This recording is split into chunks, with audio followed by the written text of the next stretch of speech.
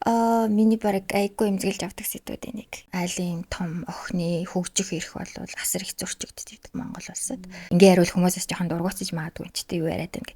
Хүүхэд төрүүлсэн өсвөр насны охтуудтай ажилдаг. Бэлгийн хүчирхийллийн улмаас жирэмсэн болоод хүүхэд төрүүлсэн охтууд байдаг. Хүчтэй байх гэж оролцоор агаад үнэхээр их сэтгэл зүйн хувьтай ядарч байгаа. Бэлгийн хүчирхийллийг үйлдэж байгаа хүмүүс гэдэг ингэж ихсацсан хамгийн түрүүнд төрсөн аав. Чи өөрөө яах гэж өөрөө явсан. Чи яах гэж ярих uuсан. Нэг охинтой бол уулзъя гэсэн жамбар хоёр охинтой уулздаг юм байлээ шүү дээ.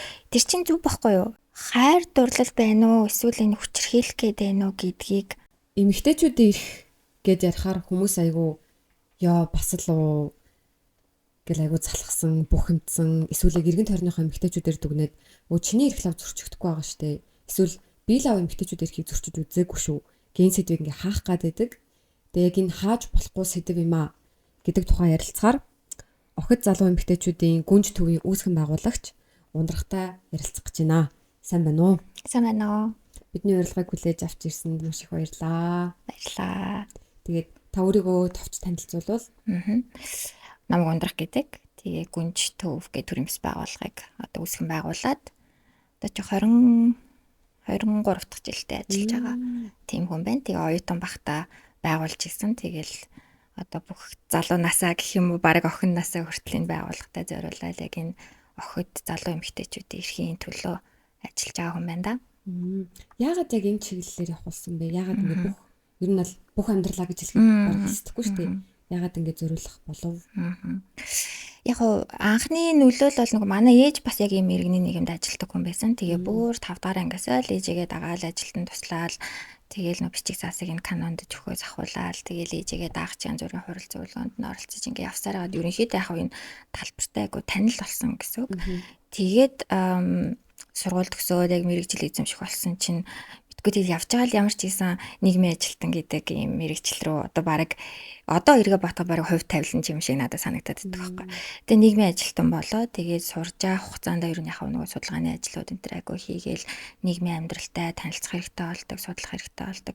Тэгээ арай илүү надтай ойрхон байсан нь ер нь яг нэг охтын асуудал юм уу эсвэл энэ залуу эмэгтэйчүүдийн асуудал байгаад тэгэл ер нь бас айгүй амбицтай нөгөө тухайд чинь залуу жоохон байсан болохоор тэгээд нийгмийн ажил гэдэг чинь өөрөө бас Монголд одоо хөгжөөд удаагүй байсан болохоор яг мэрэгжлийн байгууллага ер нь байгуулъя гэдэг нэг тийм айгүй амбицтай зорилго тавиал тэгэл 3 дугаар курс тахтаа анх байгуулж исэн. Тэгээ ангийнхаа 3 охинтой хамтраал дөрвөлээ ингээл амар юм амбицтай дөрөв нөхөр ер нь өстой нийгмийг өөрчилнө гэл ажиллаа эхэлж илаа.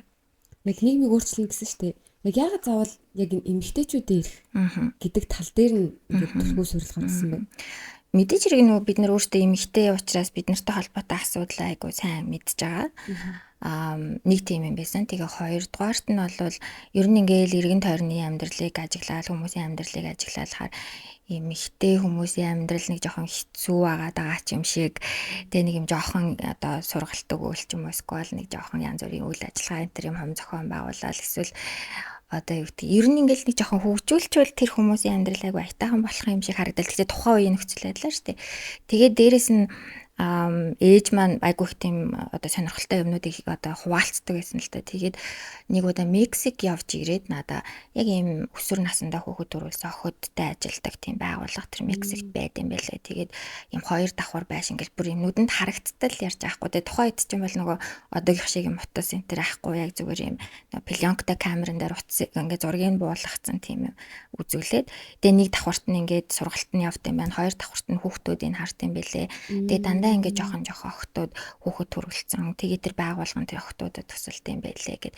Тэндээс баг анхны нэг тийм инспирэшн бас авсан байж магадгүй. Тэгээд дээрээс нөгөө 10 жил тагт чинь тэгэл хүүхэд төрүүлсэн тэр жирэмсэн болцсон гинэ гээл нэг иймэрхүү яриануудаас тухайн үед ингээл байдаг тэр нь ингээд чигтэлсээд байдаг гэсэн болохоор тэгэл нэг ялцчгүй л ингээл эмэгтэйчүүдийн асуудал руу тэгээ охтын асуудал руу л орсон шүү.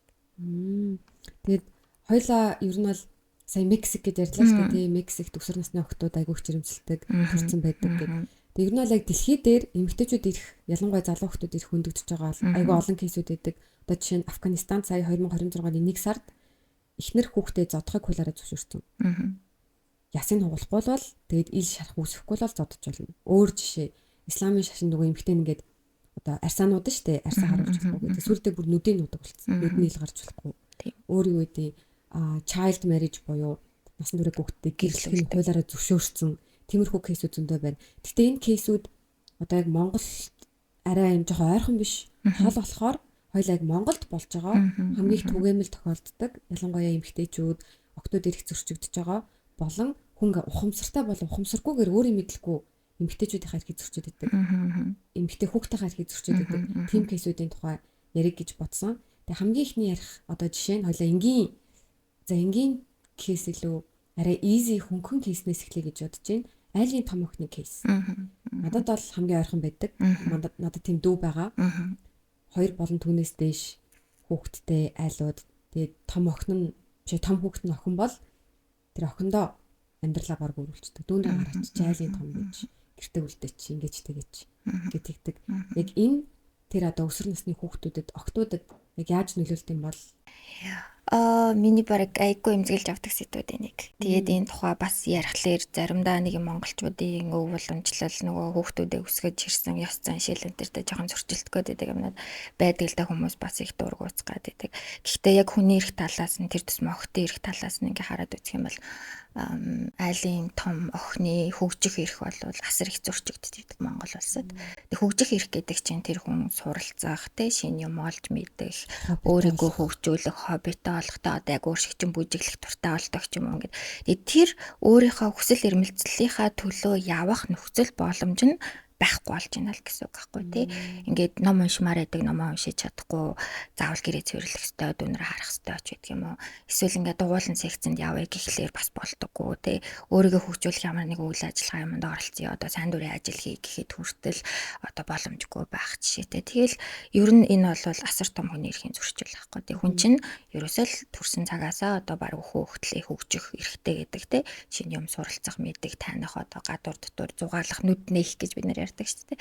Гэтэл энийг энэ хүүхэд наснаас нь одоо боомлоо. Тэгтээ боомлохтой тэр нь гэрээ ажил хийх, тэ одоо асаргааны ажил хийх, асархуй ажил хийх, тэл дүүнрээ асрах, гэрээ цэвэрлэх хийж автаа туслах хувь нэмэр оруулах гэдэг нэг ийм үүргүүдээр ингээд хаагдаад байгаа нь бол айгүй харамсалтай. Тэгээд манад эн чин баг ийм одоо хүүхдүүдээ өсгөж байгаа л нэг хэлбэр юм шиг болоод тэ өө чи айлын том охин юм чинь чи охин юм бэ чи эмэгтэй хүүхдээ чи дүүнрээ харах ёстой шүү дээ чи хийж автаа туслах ёстой гэрээ цэвэрлэх ёстой ачийг хариулах ёстой бид нар чиний төлөө ингээд зүтгэж яхад чинь гэдэг ийм юмнууд бол одоо цагт одоо нөгөө л хэлэхэд 2026 онд болох зэрэгцсэн. Тэгээ нийгэм маш хурдтай өөрчлөгдөж байгаа, хүмүүсээс маш их ур чадваруудыг шаарддаг болсон, маш их мэдлэг шаарддаг болсон цагт гэртээ байнга байсан охин 18 нас хүрээд яг нийгэмд гараад амьдрал дээр хүл тавах гэхээр яг үнэрх тохицрогдоод байгаа байхгүй. Мэдлэг боловсролынхаа хувьд нүд нээсэн байдлаараа ч юм уу тэг хүмүүстэй ярилцаад ингээд суухад хүртэл хорвоо ертөнцийг танаагүй олон хүнтэй уулзаж үзээгүй зөвхөн ингээд гэр бүлийнхаа хүрээнд найз нөхдөдтэйгээ харилцаж исэн хүүхдүүд чинь гараад ирэхлээр яхаа мэдхэ болоод хөл алддаг. Хөл алдна гэдэг нь магадгүй буруу шийдвэр гаргадаг, буруу хүнтэй нийлээд явдаг ч юм уу. Тэг ийм одоо асуудал байгаа учраас одоо би бол ингээд ээж аав хоёр хоорондоо л ярилцаж хүүхдүүд гаргаж байгаа шүү дээ. Ер нь бол тэр айлын том охины одоо шийдвэр биш байгаад байгаа байхгүй. Тэгэд өөрсдийнхөө гаргасан шийдвэр юм эцэг эхчүүд өөрсдөө л хариуцлага хүлээдэг байх хэрэгтэй. Хэрвээ 5 хүүхэд гаргасан бол 5 хүүхдээ өөрсдөө л харж хандаж хүмүүжүүлж өсгөх одоо үүрэг нь эцэг эхчүүдэд байх хэрэгтэй болохоос биш айлын том учраас хийх ёстой гэдэг юм одоо уулнал байж болохгүй л. Тэгээд ингээ хариул хүмүүсээс жоохон дургуутсаж магадгүй ч тийм юу яриад байна. Гэхдээ л яг үнэ эрэхтэй одоо бол энэ өсөж байгаа хүмүүжүүлж байгаа арга барил бол ялцчгүй л хоцрогдож байгаа байхгүй. Тэсвэртээ надад одоо ийм их юм ийм зүйл айгүй хэрдэг. Эхний хүүхэд ч охин байсан дээр шүү. Нэмэртэй үед дандаа тэгж ярьдаг шүү дээ. Тэр нэг саяхан таныг ингээ хэлэх хүртэл нэрээ за тийм дээ. Ингээ ботцсон л байж. Эсвэл айлын хамгийн бага нөхөн байвал зүгээр хөл учих гэд тэ. Өөрөөр хэлбэл тэр чинь ерөөсөө л өөртөө асруулах сонирхол их байна гэсэн үг байхгүй. Тэгээд одоо сүүлийн үед бол нэг асархуу эдийн засаг гэд ингээ ярихлаар хүмүүстэй амар хол санагдаад байна. Гэхдээ асархуу гэдэг чинь өөрөө ямар нэгэн байдалд хүн ингээ асруулдаг тэ нялх байхдаа асруулдаг. Эсвэл өвчин тусаад асруулдаг. Эсвэл эмэгтэй хүн бол одоо төрснийхаа дараа асруулдаг ч гэдэм. Тэгээд энэ бүх асрах ажлыг дийлэнхтэй бараг 80-90% нь эмэгтэйчүүд хийж яадаг. Тэгээд эмэгтэйчүүд дотроо охтууд маш их хийдэг. Тэгэхээр энэ бид нар нэг ясандаа одоо олон улсад бол энийг бараг ийм мүлжлэг, хөдөлмөрийн мүлжлэг гэж хэлээд байхгүй. Үгүй одоо хөдөлмөрийг нь мүлжиж байгаа юм хэлбэр байна. Гэхдээ одоо тэгж яах тэр хөндрүүлж бол яриад яг. Гэхдээ л одоо яг үүндээ нөхцөл байдал тийм л байгаа. Хойлоосаа яг одоо айлын том өхний үүрэг сөрөг үр дагаврыг ярьлаа шүү дээ. Тан дээр ер нь яг гүнж төв дээр нэмэрхүү кейсүүд хэр их байна. Тэгээд яг одоо нэг даван тулах арга, яг эцсийн шийдэл гаргалгааны үеийн гэдэг талаас нь ярил. Манайх ч одоо ингээ октоодод зориулсан маш олон янз бүрийн хөтөлбөрүүд хэрэгжүүлдэг байхгүй. Тэгээд одоо сургалтууд маань гэх юм уу, ивентүүд маань ингээ 5 цагаас өмнө дуусах хэрэгтэй байдаг. Яа гэж бодож. Ажлын цаг тарах мархтан бодгоо гэж байсан. 5 цаг төгөөд ирэхээр л нар боох уу. Нөгөө октод чи ингээл цагаа хараад ингээл тарах болж ийнэ гэж дотроо ингээл сандраад дүүнэр авах хэрэгтэй байдаг байхгүй. Тэгээ дүүнэр нөгөө сургуулиасаа тарж байгаа, цэцэрлэгээсээ тарж байгаа тэгэл дүүг авахгүй болоод болохгүй орой харж хоолоо их хэвээр гэрээ зэвэрлэх хэвээр гэдэг нэг ийм үүргүүд октодод ингээ байнга яваад байдаг. Тэгэхээр одоо үнэхээр олон дүүтэй тэгээд бас тэр гэр бүлдээ хувь нэмэр оруулахаас өөр аргагүй нөхцөл байдалтайгаа охтууд бол аюу хэцүү л да одоо чи тэрийгэ болоод те энэ чи ирээд манай сургалтанд хамрагдах гэж ингээ хэлж өрөөсөө болохгүй. Хамгийн гол нь эцэг эхчүүдэд нь ойлгуулах нь аюу чухал гэдэг. Энэ хүүхэд чинь цаашдаа одоо ийм замуудыг туулнаа, ийм мэдлэг боловсралтай байх хэрэгтэй байна. Тэхийн тулд энэ охин чинь ийм байна гэд тэг ингээ сургалтанд нь явуулаач. Эсвэл одоо хөгжих ийм өөр боломжуудаар нь хангаж өгөөч гэд. Тэгээд ойлгох ээж аваад ч үүдэг ойлгохгүй ээж аваад байгаа л та. Гэхдээ боломжтой аль болох л одоо ингээд цагаа менеж хийх тухай бид нар зааж өгдөг байхгүй тий. Дандаа гэрийнхээ ажлыг хийгээд байдаг бол тэрийг яаж хурдан хийж болох вэ? Арай яаж ингээд эвтэйхэн зохицуулж болох вэ? Эсвэл бусад гэр бүлийнхаа гишүүдтэй яаж хуваалцаж болох вэ гэдгийг ингээд хэлээ заагаад өгчвөл арай нэг өөртөө 1-2 цаг илүү гаргаад тэрийг өөртөө зориулах юм боломжууд бас бий болно. Тэгээд ер нь бол ээж автаа хэл гэж хэлдэг. Зоригтойгоор ингээд би ингэх хэрэгтэй байна. Надад ийм зорилго байна, ийм мөрөөдөл байна. Би одоо ийм хүн болмоор байна. Тэхийн тулд надад ийм сургалтанд суух гэдэг юм уу? Эсвэл ийм үйл ажиллагаанд оролцох, ийм сайн дурын ажил хийх, ийм хүмүүстэй одоо уулзалтанд оролцох хэрэгтэй байгаа. Тэгэхээр энэ боломжуудаар хангаж өгөөч гэж гэдгийг тогтуудаа хэлж өгдөг гэх юм уу? Зааж өгдөг тий. Хэлж чадахгүй байгаа бол ингэж эхлүүл гэдгийг хүртэл хэлж өгдөг. Ээжээ тантай ярилцах юм байна. Надад нэг ийм хэрэгцээ шаардлагууд байгаа дээ. Ингээ хэрэгтэй та надад энэ дээр ингээ туслаад өгөөч гэдэг юм уу те. Эртнээс нөгөө цагаа менеж хийгээд сурчгаар одоо 7 хоногтой би яг 3 дахь өдрийн тэдэн цагаас завгүй шүү ээжээ та зохицуулаарайч гэдэг юм уу. Ингээд хүүхэд өөрөө ингээд нөгөө амьдралаа зохицуулах юм чадваруудад суралцаад л ирдэг л дээ. Одоо нөгөө орлогын түвшин дундаж дээгүр гэл байдаг шүү дээ. Дунджаас доош ч юм уу. Тим гэр бүлүүд одоо хөвчлэн аав гэж 2-3 ажил зэрэг хийдэг. Яг тийм үед яг яах хэрэгтэй юм бол одоо хүүхдээ ингээд хайн хаяад байгаа юм биш, тоохгүй байгаа биш. Үнэхээр яг цаг нь ингэж таардаг бол яг ямар арга ууж болох юм бэ? Харин тийм бас ер нь гэхдээ шийдэл болоход айгүй хэцүү. Одоо жишээлх юм бол нөгөө уул уурхаатай одоо бүс газрууд ааш манай одоо урагшаа өмнө говь хавар ээж ихч гэдэг юм бүр одоо шинэ нэр томьёо гарсан байна. Ээж ихч.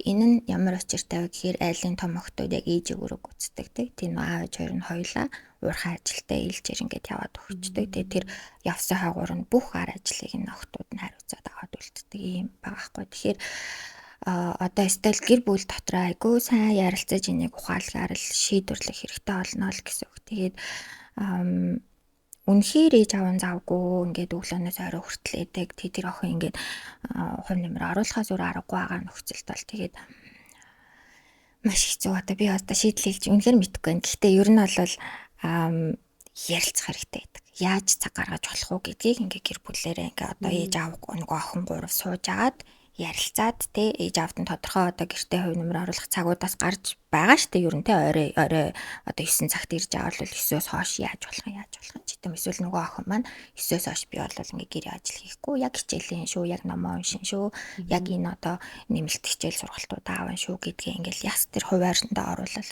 тэгжил явахаа зур аргагүй бол. Тэгэл одоо хийхээ зур аргагүй нөхцөл байдал байгаа болохоор тэрийг одоо шууд бойл гих айгүй хэцүү. Тэгээ Монголын нөгөө нийгэм чинь хэцүү шүү дээ. Ингээд төгжирж ийн бид нар те гэртээ арих гэсэн яриад л эсвэл одоо ингээл зөндөө олон ажил хийх хэрэгтэй байдаг, ээлж ажилдаа хийх хэрэгтэй байдаг ч гэдэм үү гэл хэцүү. Тэгэхээр таны хэлж байгааг би ингэж ойлголоо зүг үү? Одоо хин нэгэн шууд за ийм тохиолдолд бол ийм шийдэл гэж байхгүй.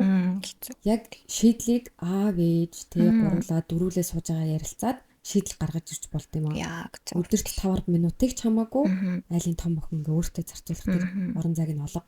Тийм. гэж хэлж байгаа Яг юм зөв. Тэгээд нөгөө охиныгоо бидний зүгээс юу хийж чадж байгаа вэ гэхээр нөгөө охиныгоо илүү чадахжуулах хэрэгтэй болж байгаа байхгүй цагаа зөв төлөвлөх те өөртөө бага тэр 24 цагийнхаа аль цагийг нь өөртөө зарцуулахын аль цагийг нь гэр бүлдээ зарцуулахын аль цагийг нь одоо сурч өгчөдөө зарцуулахын гэдгийг ингэж одоо 24 цагийн зөв зохион байгуулалттай болгоод тэрэн дээр нь ингэж чиглүүлээд ингүүл ясын тэгвэл ясын чиний нөхцөл бодол ямар энэ тэр үед нь аав ээж нь яадаг вэ дүүнэр нь яадаг вэ гэд ингээд одоо хой хүн дээр нь ажиллана гэх юм уу тэгээд ирэхлээр айгүй хөөрхөн бас болоод ирдэг. Тэгэхээр нөгөө талаас тэгтээ бас юм байдаг те одоо тэр айлын том охтууд дундаас зарим нь өөртөө ингэж одоо яг юм айлын том охин байгаагаа ингээл миний хийдэг ажил нь болцсон гэд ингээд сул чөлөөтэй цаг гараад хахад өөртөө зориулдаггүй зүгээр уцаа авахдаг ч юм уу те тэнгүүд таны бас хэлж байгааг тэгж ойлгосоо гэж хүсэж байна. Өө би ганцхан те энэ цагаа гэрээ цэвэрлэх дүүнрээ харах дээр зарцуулаад ах юм бол би амьдрал дээр гараад юм болох юм шүү. За би өөртөө цаг гаргах хэрэгтэй юм байна гэх. Хоёр талаас нь ойлгох хэрэгтэй юм. Тийм яг зөв. Одоо иймэрхүү газар байд юм болов сая би зүгээр таныг ярьж байгаад бодлоо л доо. Олон дүүтэй бол дүүндэг ингээд түр харж өгөөд тэгээ тэр охиныг ингээд за цаг дүүндрийн чинь чам руу огт ойртуулахгүйгээр тэгье гэдэг тийм. Тэр бол ингээд жоохон эдийн засгийн хувьд нэг боломжтой айлуудад л тохиромжтой хувилбар болоод байгаа байхгүй тийм нөгөө түрүүн асарх уу гэд ярихлаар Монголд энэ нөгөө асаргааны ажлыг хийдэг тийм одоо юу гэх юм айгу сүртэй үгээр ярих юм бол тогтолцоо ерөөсөө байхгүй. Уул нь бол одоо хэрвээ энэ салбар нь их хөгжсөн байх юм бол жишээлбэл хэдүүлэн мөрөөдөж үзээ л та тий хүүхдүүд нь одоо сургуулаа таараа тэр охинд ачаал өгөхгүй тул дүүнэр нь өдрөөнжүүлэхтэй авдаг юм уу эсвэл өглөөнөөс орой хүртэл цэцэрлэгтэй байдаг юм уу эсвэл нөгөө цэцэрлэгийн тарангууд нь гэрт нь аваачаад өгдөг үйлчилгээ байдаг ч юм уу одоо мэдгүй гоё мөрөөдөж үзэх юм бол нөгөө охин чинь завтай цагтаа болох гээд байгаа байхгүй. Тэгээ манайд харамсалтай нь одоо тэр юм одоо л яригдчихэж байгаа дүнгиж юм яригдаж эхэлж байгаа юм цаг үе. Тэгээ яг хуу мэдээж нөгөө тэр нэмэлт үйлчилгээнүүдийг авах нь өөрөө гэр бүлийн хувьд эдийн засгийн хувьд ачаалттай болоод байгаа. Тий. Одоо дүүнэрийн өдрөөнжүүлэхэд өгөхөөс ахвалал эсвэл хүүхдийн цэцэрлэгээс мөн сургуулаас аваад гэрт нь хүргээд өгдөг үйлчилгээ авахд хүртэл одоо бараг өдрийн 50,000 төгрөг нэг талтаа 25 ч л нэг тиймэрхүү юмнууд хүртэл байгаа шүү дээ. Уул нь хувь хүмүүсүүд бол байдаг. Гэхдээ энэ чинь гэр бүлд нэмэлтэл айгу том одоо эдийн засгийн хувьд нь ачаал болж байгаа. Тэгэхээр нөгөө орлогын хувьд арай өөр төвшөнд амьдарч байгаа гэр бүлүүд бол энийг одоо гэр бүлийнхаа өдөр тутмын амьдралд оруулж ирэхэд бас жоохон төвөгтэй л байгаа. Гэхдээ мэдээч хэрэг хүмүүс эндээс ингээ буруу ойлгочгоод явахдууд би ийм амар их ачаал үүрхэсгүй мэн та нарын юм өөртөө зохицуул гэд ингээ гэр мөрийнхаа ажилд оролцохгүй хинт ч туслахгүй энэ төр хүүхдүүд ч янз бүрээр хүлээж авч юмыг их ялангуяа өсвөр наснд бол юмыг ингээ айгуу сонир мушгиж ойлгодог буруугаар ч юм уу тэгээд яг ингээд хилээд ойлгуулах гадахад тэгж хилээд байгаа юм биш үү гэдэг буруугаар ойлгоод байдаг тохиолдлууд аюу хэдэг болохоор тэгэхээр хамтарч амьдарч байгаа бол угаасаа бүгдээрээ л ядал тэнцүү хувь нэмэр оруулах нь л айгуу чухал тий ганцхан нэг хүн дандаа аяга угаагаад авах биш нэг хүн дандаа хуцаа угаагаад авах биш тэрийг ингээд аль боломжтой хүмүүс нь ингээд хамтарч л гүйцэтгэх нь айгуу чухал. Тэгэхээр нөө эцэг гэхийн одоо хийх ажил ч гэсэн энэ чавыг нь тодорхой байж авах хэрэгтэй. Тэнгүүд хүүхдүүд нарай жоохон том болоод ирэнгүүт гэрийн бүх ажил нөгөө ээж аваадаас холдоод хүүхдүүд нь тэрийг хийдэг болоод байх биш. Адилхан л одоо хуваар гаргадаг ч юм уу те 7 хоногийн нэг өдөр нь ээж нэг өдөр нь охин нэг өдөр нь аав дараагийн өдөр нь дүү ч юм уу ахын ч юм уу одоо ингээл гих мэтчлээ уулын тийм эрүүл зохицуулт хийвэл илүү гэр бүлийн бүхэл хүмүүс аз жаргалтай л болох байх. Эсвэл нэг цэвэрлэгтээ бүгд зэрэг ч юм уу зэрэг ч юм уу тий. Тэр нэг гэр бүлийн өөрийнхөө соёл болоо төлөвшүүлж болж байгаа байхгүй тий.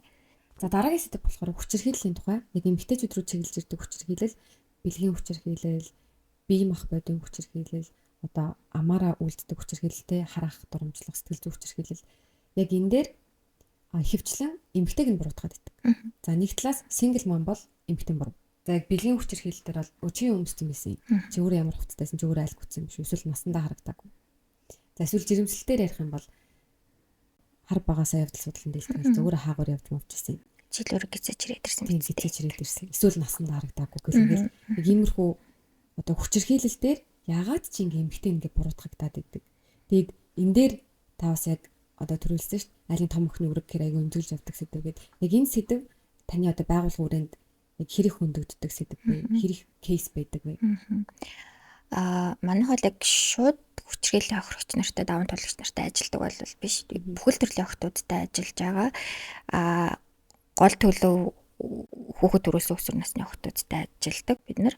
Гэхдээ тэн дотор нөгөө бэлгийн хүчирхийллийн бол маш жирэмсэн болоод хүүхэд төрүүлсэн охтууд байдаг. Одоо нийтдээ жишээлх юм бол Монголд нэг 100 охин жирэмсэн боллоо гэж бодох юм бол тэдний нэг 8 9 ч юм уу яг бэлгийн хүчирхийлэл бол маш жирэмсэн болсон охтууд байдаг байхгүй. Тэгэхээр энэ бол одоо хүчирхийлэл бөгөөд жирэмслэлт гэдэг юм хоёр юм давхцаж чагараа энэ чинь бүр илүү том бэрхшээл проблем болоод явчихдаг. Гэхдээ эмэгтэйчүүдтэй охтуудтай ажиллаж байгаа учраас хүчирхийллийн асуудал байнга л яригддаг. Бүх төрлийн хүчирхийллийн асуудлууд тэгэл нөгөө өөрийн хэлж байгаагаар доромжлохоос ахуулаад тэг үг хэлээр доромжлохоос ахуулаад зодож цохиох тэгэл татаж чангаах гэх мэтчлэн ингээл зөндөө олон тохиолдлууд ингээл баг өдөр тутамдаа л сонсдог доо тэр бол бас л айгүй эмзэглэмээр шүү дээ. Ингээд яагаад заримдаа одоо нөгөө олон жил ажилласан болооч тэр нэг хэсэгтээ бол юм дүжрэх байдлаар бид нарт ордог яг мэрэгчлийн хүмүүст ингээд сонсоол ингээл чихний хажуугаар өнгөрөөд тэр нэг нэг амар сэтгэл эмзэглэхэ болол нэг юм кейс гарангууд нэг юм даяараа ингээл бүүн ингээл сенсац болдог шүү дээ. Бид нарт болохоор нэг тихгүй заримдаа ингээл нэг өнгөрөөд байгаа байдаг байхгүй. Гэхдээ дараа нь бүр ингээд цөхөрдөг. Одоо яагаад те бид нар ингээл ажиллаад одоо мэдээж хэрэг бид нар зөвхөн ажилласнаар энэ бүх юм байхгүй болно гэж байхгүй л дээ. Гэхдээ энэ хэр үр дүнтэй байна вэ? Юм өргөн хүрээнд байна вэ гэж харахаар бас заримдаа айгу сэтгэл готормаар юмнууд байдаг л да. Тэгэл яад бол өдөр болгон сонсогдоод өдөр болгон яригдаал байдаг болохоор шүү. Одоо кейсүүдээс хэлж болох уу? Хамгийн хүнд хамаагүй кейс бол нөгөө бид нарт ярьж болохгүй ёс зүй хувь та. Гэхдээ мэдээж хамгийн хүнд бол бэлгийн хүчирхийлэл шүү дээ. Бэлгийн хүчирхийлэл болвол одоо эмэгтэй хүний эрхэм чанар гэж байгаа шүү дээ. Одоо би ингээ байгаа оршихуугаар айгүй эрхэм хүнтэй миний хийдэг ажил, миний үзэл бодол, миний ярьж байгаа зүйл, миний баг идж байгаа, ууж байгаа зүйл хүртэл надад айгүй чухал байж итэл чинь миний тэр нандан биеийг надад чухал биш болгоно гэдэг бол хамгийн амар юм баггүй. Тэгээд бэлгийн хүчирхийлэлд хүртсэний дараа бол өөрөөсөө сэжиглэх, өөрийгөө буруутгах, өөрийгөө те би бол хамгийн одоо азгүй энэ би өөрийнхөө энэ биеийг үзье ядна гэдэг чинь хамгийн амар юм. Тэгээд мэдээж хэрэг одоо гэр бүлийн хүчирхийлэл байна. Дараа нь гэх юм одоо энийг дээрэнд орн оруулж юусоо болохгүй хүчирхийлэл бол бүгдээрээ л маш юм хор хүнүүлтэй. Гэхдээ зүгээр яг гэр бүлийн хүчирхийлэл тэр тусмаа одоо хайртай дотныхоо хүний гарт амнасаа алтна гэдэг бол бүр амар шүү дээ. Монголд одоо амиа алдсан эмэгтэйчүүд асар олон. Одоо энэ дээр за шийдэл гэхээс илүү нэг иймэрхүү тохиолдсон үед одоо яаж тэмцэх хэрэгтэй гэдэг. Тэгэхээр нөгөө нэг иймэрхүү зөвлөгөөнүүд өгдөө шүү дээ. Хүн чамд ингээ хөрөв шууд орил бойл гэж хэл. Хүчтэй бай, өөрийнхөө төлөө тэмц. Шууд ингээ хэлбэ чамаас айхгүй зөрөгтэй бай гэж тэгдэж шүү дээ. Эсвэл энэ зөвлөгөө нь бүр ингээ сүлдээ авт гараад зүгээр л ингээ уурч гардаг болсон. Тэгээ энийг чи амар амархан зүйл биш шүү дээ. Орил гингүүд өө за тэгвэл дараагийн удаа ингээ орилчээ гэд. Яг юм өөр шийдэл сэргийлэх арга юу байж болох вэ? Уг нь хүчтэй бай гэж ингээ хэлмээр байгаа хгүй хэлмээр байгаа. Одоо ер нь бид нар хүчтэй бай гэж хэлсээр байгаад тэгээд нөгөө хүчтэй байх чинь өөрөө тэр одоо юу гэмд ингээд бүхэл эмэгтэйчүүдийн эрэгтэй холбоотой юм дээр ингээл дандаа хүчтэй бай гэд хүчтэй байсаар агаад яг үнэ эрэгтэй хүчтэй байсаар агаад чи хүчтэй байх гэж оролцоор агаад үнэхээр их сэтгэл зүйн хувьтай ядарч байгаа. Охтууд ч тэр эмэгтэйчүүд ч тэр те яад хүчгүй байж болохгүй. Тэг хүчгүй байхлаар биш болчиход байгаа байхгүй. Тэ хүчгүй байсныхаа төлөө хүчрхийлэлд өртсөн бараг чи хогчин гэх гээд чи хэрэг хүчтэй байсан бол чи хүч яахгүй л ахаас шүү дээ. Нөгөөтэйгөр хүчтэй эмэгтэйчүүд одоо хүчтэй гэх юм одоо хүчрхэг эмэгтэйчүүд гэдэг юм бүр ингээл нэр томьёо хүртэл гараал те нэг юм үзэл бодлоо илэрхийлдэг өөрийнхөө төлөө зогсож чаддаг өөрийгөө мэддэг ч юм уу те эмэгтэйчүүдийг хүчрхэг эмэгтэйчүүд гэх. Гэтэл тэр эмэгтэйчүүдэд амьдралд нь асуудлаас тохиолдож болно шүү дээ. Тэгэнгүүт чи хүчтэй юм байж ээж энийгээ даван туулж чадахгүй байгаа мó гэдэг ийм сүрэг хандлагууд хүртэл байгаа хгүй. Тэгэхээр хүмүүсийг хүчтэй хүчгүй гэж одоо ялгах нь хүртэл бас бараг нэг талаараа хүний эрхийн зөрчил бид нар тэр хүмүүст маш харгас хандж байна л гэсэн үг. Тэгээд шийдлийн хувьд бол ингээд бүгдээрээ л зэрэг энэ асуудлыг ойлгож хөдлөхгүй бол аюу хэцүү. Эмэгтэй хүн ганцаараа ойлгоол ганцаараа би хүчтэй ах хэрэгтэй юм байна. Эсвэл би ганцаараа орилоод хүчрхийллийг зогсоочих юм байна гэвэл бас үгүй болчиход байгаа. Үйлдээд байгаа хүмүүст хүртэл бид нэр ойлгуулах хэрэгтэй болчиход байгаа тий. Хажуу хавиргад нь байгаа ингээ харж байгаа хүмүүст нь хүртэл бид нэр ойлгуулах хэрэгтэй. Тэгээ дээрэс нь байгууллагын хүмүүс одоо төрийн байгууллагууд, хувийн хвшлийн байгууллагууд энэ хүчирхийлэл гэдэг юм чинь ерөөсө хаанч үлдэгдэж болохгүй гэдгийг бүхний дээрээ л ухамсарлахаас нааш энийг бид нэр таслан зогсоох аргагүй юм байна гэж зүгээр одоо би бодоод байгаа байхгүй 20 хэдэн жилийн дараа гэсэн үг. Аюу нөгөө нэг юм романтик боддог байх та гэсэн одоо залуу мал байх та тий нэг ийм ажил хийж үл өстой болчих واخ энэ юмыг өөрчилж бол болчих юм байна ийм хууль гарч үл энэ өөрчлөгдчих юм байна ч гэдэг юм ингэ боддог гэсэн бол одоо бол эн чинь нөгөө ковидын үеэр бүгдээрээ маск зөвлөл хамгаалж чадах юм байна гэдэгтэй адилхан бүгдээрээ л тэмцэх хэрэгтэй байна гэдгийг л ойлгох хэрэгтэй байна гэж бодсон. Тэгээд бидний нөгөө одоо манай байгууллагын хувьд гэх юм эсвэл миний хувьд гэх юм хийж чадах юм юу байна гэд ингээд хараад үзгүй юу? Нэг 10 хэдэн жилийн дараа харсан юм аа. Тэгээ ингээ бодглохлоор ер нь л хүүхдүүдийг, охтуудыг ялангуяа багаас нь чадах болох нь л чухал юм байна. Тэр тухай ойлголт мэдлэгийн нөхөн чухал юм байна. Одоо хүчирхийллийн ийм сайнуудыг эртнээс таньж мэддэг болчих юм бол тэрнээс өөрийгөө холдуулж чадах одоо чадвартай болчих юм байна. Гэтэ нөө нэг ялангуяа гэр бүлийн хүчирхийлэлтэр ч юм уу юм хосын токсик харилцаан дээр хүмүүс айгүйх ярьдаг ш. Тэрийг мэдсээр ижиж яагаад найзалцсан гэж гэдэг юм уу те чи токсик гэдгийг нэртхэн олоод харчихгүй яасан гэдэг юм уу эсвэл уучлал гэсэн биш. Тийм уучлал гэсэн биш. Одоо сүултээ бүр ингэж байгаа ш нөгөө уучлал гэсэн нь чи өөрөө хүчирхийлэгчийг бэлдээлсэн юм байна штэ гэдэг ийм хандлагууд хүртэл яригадаад байна штэ. Тэгвэл тэрийг нь хилэл өгчээ. Нэг ийм үйлдэлүүд гаргаж ивэл эн чинь бас токсик гэж магадгүй юм байна шүү те. Жишээлбэл дөнгөж үерхэл эхэлж яхад нь байсхилж хаана юу хийж ийн гэж асуугаадах юм бол те. Уцаж алуу үзээ шалгая гэдэх юм бол эсвэл уцаар ярьсныхан дараа чи хинтээ ярьсан сая хин байсан бэ? Чи юуны тухай ярьсан бэ гэл ингээл гих мэтчлэн алхам алхмаар өөрийнхөө гарт оруулах гадаагаа бол эн чинь red flag шүү гэдгийг нь хүүхдүүдэд ашиг заагаад өгч эртгэн тий. Нөгөө тэрээр хөвгүүдэд бас юу зааж өгөх юм бэ гэхээр эн чинь болохгүй шүү. Энэ үйлдэлүүд чинь хүчрхийлж байгаа шүү гэдгийг нь хэлээд өгч. Гижил одоо бодоол ажиллаж байна. Тийм учраас нөгөө шинэ сургалтын хөтөлбөрүүд гаргаал ч юм уу шинэ аргачлалууд боловсруулаад тэрийгээ сургуулийн хүүхдүүдэд зааж өгөөл тэгээ илүү нөгөө юм харилцаан дээр нь бидний харилцааг эрүүл болгох гэдэг нь айгүй чухал юм байна. Тэгхийн болвол энэ яваандаа бас харцангуй одоо биентэйгээ харилцахтаа хүртэл одоо сэтгэл санааг нь гэмтээхэргүйгээр юм эвтэйхэн харилцдаг харилцааны соёлууд бий болох юм байна л гэж хараад байна. Түрүү таныг ярьж хахад надад нэг зүйл айгу таалагдлаа. Ковид үеэр бүгд маск зүүжсэн шүү дээ. Угаасаа хагаад ковид туссан ч бай, тусаагүй ч бай.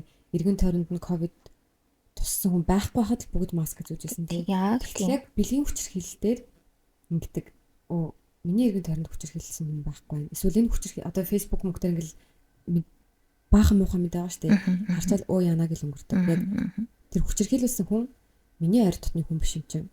Хүмүүс нэг тэгж чуулчилж хүлээж авахгүй тэмцэхгүй ялангуяа яг эрэгтэй хүн ууралт стори пост хийж байгаа огт харахгүй эмэгтэй хүмүүс л ингээ уурлаад идэг харин тий тэгээ бүгд ингээ тэмцдэг болчвол бүгд энийг биш юм аа энэ буруу юм аа тий гэтээ бас айгүй сайн талууд бол ажиглагдчих шүү дээ хүчирхийллийн талаар хүчирхийлэл үйлцэн талаар ярьсан хүмүүсийг cancel culture энэ төр хийдэг юмнууд бол эхнээсээ одоо энэ мондөг залуучууд бол би болгож аваад айгүй баяртай байхгүй тэгээд тэгэхээр эн чинь ингээл хүрээгээ тэлээл яваалах юм бол одоо магадгүй хизээ нэгэн цагт одоо 10 жилийн дараа 20 жилийн дараа байдал шал өөр болсон байх л гэж бодож байна. Тэгэхээр хүчирхийлж байгаа хүнийг бид нар муухай хүн юм байна гэж нийтээрээ хараад ойлгоод эн чинь буруу шүү чи юм хийж болохгүй гэдгийг нь ойлгуулад ухамсарлуулдаг л болчих юм бол тэгээ айгу айтайхан болчих юм шиг санагдаад байгаа.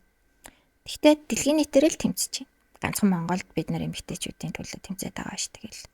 Гэхдээ нэг юм хандлагууд түрүүний нэг өөрөө хэлсэн ш. Афганистанд юм байдаг гэл те.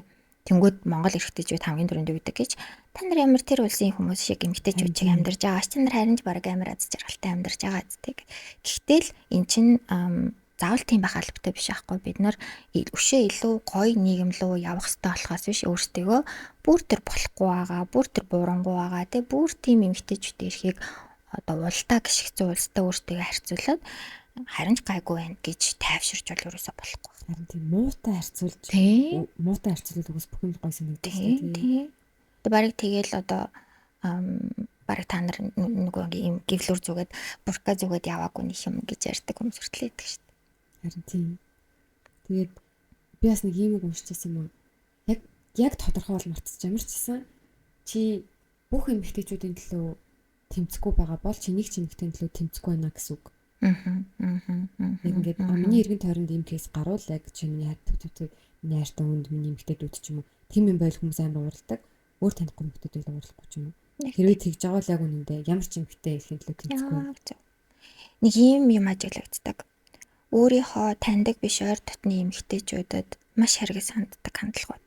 Зүгээр гудамжинд гараад мэдэгддэг. Гэхдээ гэртээ очингуудаа өөрийнхөө ингээ эргэн тойронд байгаа хүмүүсээ бол хайрлаад байгаа юм шиг байгаа юм. Гэхдээ гудамжинд гараад жишээлбэл зам дээр явж байгаа эмэгтэйч болоочиг муухагаар хэлэх гэдэг юм уу те. Омо гендер явж гин гэх тийм үгээд штэ. Оо гендер явж гин гэл. Эсвэл ингээд надад бүр юм амар их ажиглагддаг. Машин одоо Монголд ч нөгөө зогсоол айгүй хэцүү штэ. Тэгээд ямар нэгэн байдлаар бид нар машин хааж тавих тохиолдлууд ингээд гардаг. Тэгэл нөгөө машин гарыг гээ заалаа. Би одоо ингээ би ч жоох юм нарийнхан хаалаад тэгэл ингээ уцаа байна уу гэл авангууд ингээл өөдөөс амар муухай чимөө тэгээ штэ гэл те машин холдуул малдуул гэл ингээ. Тэгээ энэ мэт зүгээр юм харилцаач хүртэл эмгтэй байгаа учраас нь дээрлэж байгаа юм шиг санагддаг байхгүй. Тэгээд гарч очихоосоо бараг заримдаа айдаг штэ яанууд цохоод авах гэдэг машин таглаа тавьсан гэх мэтчлээ. Тэгэхээр би эндээс юу хэлэх гээд юм гэхээр магадгүй айгу сайн хүн байгаад ойр дотныхоо эмэгтэйчүүдийг хайрладаг, тэднэрт нинжин сэтгэлтэй ханддаг, халамжилдаг байж болно. Гэхдээ тэр зооноосоо гараад бусад эмэгтэйчүүдийг ч гэсэндээ яг адилхан л одоо харьцах хэрэгтэй тий. Бүр нэг хайрлал, халамжлал, учиргүй инг гэж байгаа юм биш. Зүгээр л хүн гэдэг утгаар нь хүндэтгэлтэй л хандах хэрэгтэй байхгүй юу? Энд дэр нэг юм хоёр ойлголттой дээ штэ. Нэг талаас болохоор за миний ээжээс ялгаа юм. Миний охиноос ялгаа юм. Гэчээд нөгөө талаас болохоор за ямар миний ихч, ямар миний их биш хүндлэх шаардлагагүй. Тэгээд энэ дээр та сая ингэж хэллээ шүү дээ. Ойр дотныхон дагуу яддаг, танихгүй эмэгтэйд муу ханддаг гэд. Тэгээд би нэг ийм судалгаа олж харж ирсэн байхгүй юу? Яг тав үзүүлэлтээр нь бол мартчих. Гэхдээ бэлгийн хүчирхийллийг үйлдэж байгаа хүмүүс гэд ингэж чагсаацсан хамгийн түрүүнд төрсөн аав. Өвөө нь хойд аав нь. Дараа нь одоо магацаах, авгаах үеэл. Тэгээд танихгүй хүмүүс гэдэг нь хамгийн цөөн төрөл. Тийм нөгөө түрүүний танихгүй хүмүүс гэдэг дээр нь бол яг зүгээр юм харилцааны хувьдаа одоо эрүүл бус харилцаатай ингээд дээрлэх хүм маягаар хандж байгаа гэсэн үг шүү дээ. Нэг эмхтэй гэдгээр нь дээрлэх гэж хандах хандлага. Бэлгийн хүчирхийллийн тохиолдол төр бол аимшигтай. Гэр бүлийн хүчирхийл мэдээж хэрэг те бүр хайртай дотны хүмүүсүүдийн хооронд үлдэгдэж байгаа. Тэгээд бэлгийн хүчирхийл төр яг л тийм байдаг. Одоо бодит үнэхээр судалгаа тийм. Тэгээд нөгөө хойд дав болгоом гэмүү гээл хойд эцэг гээл тэрийг нөгөө нэг хэл мэдээлэл хэрэгслэр кино одоо янз бүрийн юмн дээр хүртэл хойд эцгийг айгуу ингээл өөр гаргаад байдаг ч муу гэд яг үнэ эрэхтэй одоо өөрийг хэлж байгаа үнэн та үзүүлэлт дээрээ баг адилхан хойд эцэг төрсөн эцэг хоёр ер нь бол ингээд үцэж ирдэг шүү. Тэгээ дараа нь өвөө тэгээ авгах. Тэгэхээр тэр ойлгомжгүй яах вэ? Би ч баг oh my god гэмээр идэг. Одоо яг энэ талбарт нь ажиллаж байгаа хүмүүртлэнгөө. Тэгээд битг. Тэр бол ийм нөгөө хүний нийгэмд иргэншээгүй, төлөвшөөгүй ийм илүү ийм амьтанлаг чанараараа байгаа хүмүүсийн үлдэж байгаа юм. Тэгээд яагаад тэр хүмүүс амьтанлаг ийм байгаад байна гэдэгт дээр нь л бид нар айгуу сайн одоо судлах, дүн шинжилгээ хийх.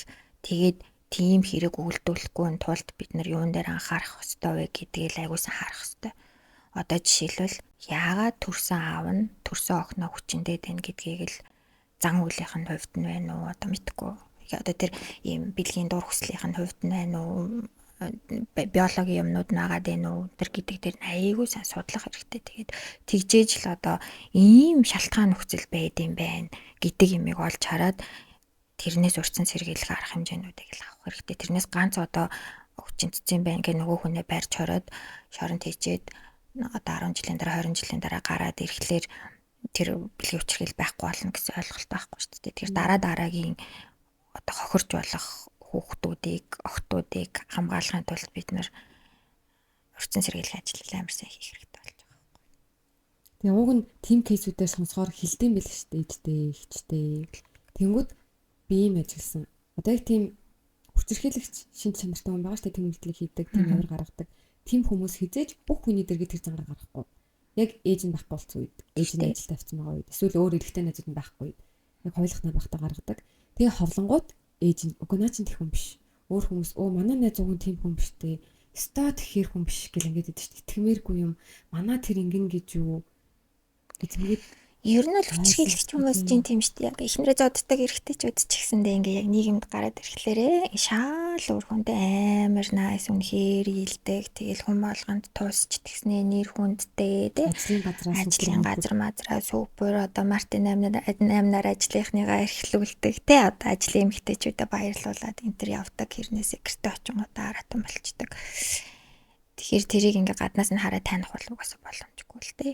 Гэхдээ тэрийг тэр хүний зүгээс үлдэж байгаа юмыг мэдэрч байгаа хүн л илчилж ээж гаргаж ирнэ гэсэн үг байхгүй. Тэгэхээр ингэж хэлж байгаа шалтгаан нь бол хэрвээ одоо хүчрхийл дуртад байгаа бол тэрийг мэдж байгаа бол заавал хэлэх хэрэгтэй. Заавал нуугаад идэх манай эмэгтэйчүүд маш их нуудаг, охтууд ч ялгаагүй. Тэгээд нууж байгаа мэдээ шалтгаан байгаа л да. Гэр бүлийн нэр хүнд, өөрийнх нь нэр хүнд, тэгэл аав ээжийнх нь нэр хүндээ асуудал.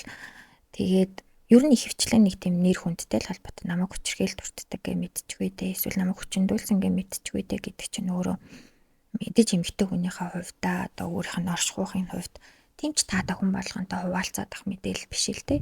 Тэгээд заавал бүх хүнд хэлэх албагүй хамгийн итгэдэг хүндээ хэлэх хэрэгтэй. Туслах хүн байж л таараа. Тэгээ нөгөө хинч хэлэхгүй бол хинч мэдхгүй хамгийн амар. Яг зөв ил ингээд шарах марах соромоор байгаа юм уу? Эсвэл их анзаарахтай мэдрэмжтэй хүн бол юм нүднийх нь гал мал унаад байгаа энтрийг мэдээд нэг юм жоохон дөхөж очиж магадгүй. Гэхдээ өөрөө л илэрхийлэхгүй бол өөрөө л тусламж хүсэхгүй бол одоо шууд жишээлбэл хүй чи зүгээр өстэй гэдээ одоо би хин нэг нь л очиод асуугаад ингээд тэрийг илрүүлээд арга хэмжээ авах бол ямарч боломжгүй байхгүй. Тэгэхээр хамгийн гол нэг итгэдэг хүн гэж хэлээд байгаа нь чамд хин итгэдэг, чи бас хинт итгэдэг. Тэгээ тэр хүндээ л хэл. Тэгээ тэр хүн чинь ямар нэгэн байдлаар туслана. Тэгээ итгэдэг учраас тэр хүн туслана. Ойрох дорндын нэг оронд одоо ингээд зүгээр гудамжинд явж байгаа эсвэл сургуулийн хүмүүсээс ингээд асууж байгаа байхгүй юу? Тэгсэн чинь ингэж юм. За ямиг хүчингийн кейс болоход эмэгтэйгийнх нь буруу л гэж юм бүр ингээд ам нэг насанд хүрсэн. Тэгээ дундаж тэр их амар нас гэдэг лээ. Дунджаас дээш. Дунджаас дээш насныхан, өсвөр насныхан жаах хүмүүс бүгд адилхан хариулж илээ. Эмэгтэйгийнх нь буруу шүү дээ. Эмэгтэй сэтэл өгсөн байна. Тэгээ эрэгтэй хүмүүс болохоор бид нарыг өдөөж болохгүй. Өөрөө алхаа гიშгэн юм байсан. Тэгэхээр хүчндүүлсэн бол буруу. Тэгэд Монголд бас одоо Монголд чинь нэг юм уугийн шүүх засаглал гэж байгаа шүү дээ. Шүүх засаглал чинь цагдаа шүүх прокурор. Тэгсэн чинь дахиад нэг юм засаглалтай болсон. Шүүх засаглал дотроо бүрэлдэхүүнд нь интернет дээр хүмүүсийн сэтгэлээр шүүдэг болцтой.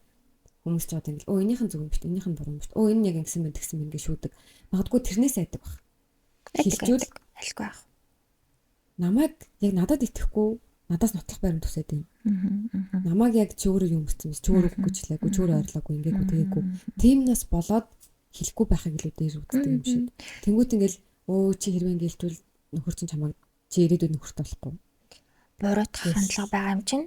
Тий, чиний буруу, чи өөрөө тэхгүй яасан, чи ингэж хамгаалахгүй яасан гэд нөгөө хүчрхийллийн тохиолдол болгон дээр өөр л одоо шиг бэлгийн хүчрхийлэг ярьлаа гэж тэгэхэд тий. Чи өөрөө яах гэж өөрөө явсан, чи яах гэж ярих уусан, чи өөрөө яах гэж тасартлаа ярих уусан, тий. Чи барыг чамаа тэгж яхад мэдгүй байхдаа яадгийн гэдэг ч юм уу. Тэр буруутгалаас мэдээж хэрэг хүн болгон аим штэ. Хүн болгон аим тий. Нэрээ би буруу юм хийцэн болов гэж бодно. Нэрэл миний буруу юм байна гэж сүулдэ одоо тэрэндээ итгэн үнэмшин тэгээд өөрийгөө буруутгаж эхэлнэ. Одоо буруутгах нь шүү дээ. Би л буруу юм хийсэн байна. Би өөрөө арх уусна миний буруу юм байна гэл ингээл тэгэл таг нуучдаг. Тэгэхээр нөгөө хэрвээ тийм аюултай харилцаанд байсан байгаа одоо тийм юм мэдэрсэн бол цаг оройтойгүй тэгэд ингээд дотор нь айгүй хэцүү байгаа даа бол тэрийгэ хин нэгэн хүнд хэлээл тусламж хүсгэл хэрэгтэй. Тэгээд туслах хүмүүс байгаа гэдэгт л итгэх хэрэгтэй. Тэгээд хамгийн яг аимшигтай нь сүүлийн үед нэг судалгаагаар эмэгтэйчүүд нөгөө тогтолцоонд бас итгэхгүй байна гэдэг байгаа байхгүй. Цагдаа дуудахлаар цагдаа ирээ хамгаалахгүй байна. Тэ эмнэлэгт очихоор эмч бас ойлгож дэмжлэгтэй ингээ үзүүлэхгүй байна. Дэмжлэгтэй үйлчлэгээ үзүүлэхгүй байна. Сэтгэл зүйчд очихоор тэр болгон бүгдээрээ мэдэж сайн үйлчлэгээ үзүүлэхгүй байна гэд. Гэхдээ бууж өгч юусоо болохгүй. Тэн дотор хин нэгэн хүн ойлгоод дэмжих туслах хүн байж л байгаа. Тийм учраас тийм хүмүүс байгаа нь байгаа учраас энэ асуудлыг ярьж байгаа хүмүүсүүд байгаад байгаа байхгүй тий. Жишээлбэл төрийн бас байгууллагын айгүй олон хүмүүсүүд байна. Одоо тэр асуудлыг сонирхож судалдаг сэтгэл зүйч байна. Тэгээд гол нь олох нь айгүй чухал. Мэдээж тэр хүмүүст зөв хүнээ олох, зөв одоо өөртөө хэрэгтэй дэмжлэгийг авах нь зарим хүмүүст жоохон хол замтай байж магадгүй. Гэхдээ шантрахгүйгээр бууж өгөхгүйгээр ингээд яваад ах юм бол замын төгсгөлд ямар ч байсан гэрэл байгаа. Тэрэнд л итгэх хэрэгтэй. Яагаад гэвэл энэ асуудлыг ярьж байгаа цагт, энэ асуудлын талаар дуугарч байгаа хүмүүс байгаа цагт те энэ асуудлын талаар тэмцэж байгаа хүмүүс байгаа цагт хөнгөлөө үзүүрт гэрэл гэдэг шиг гэрэл бол байж л байгаа. Тэгээ зарим хүмүүст арай ойрхон, зарим хүмүүст арай хол.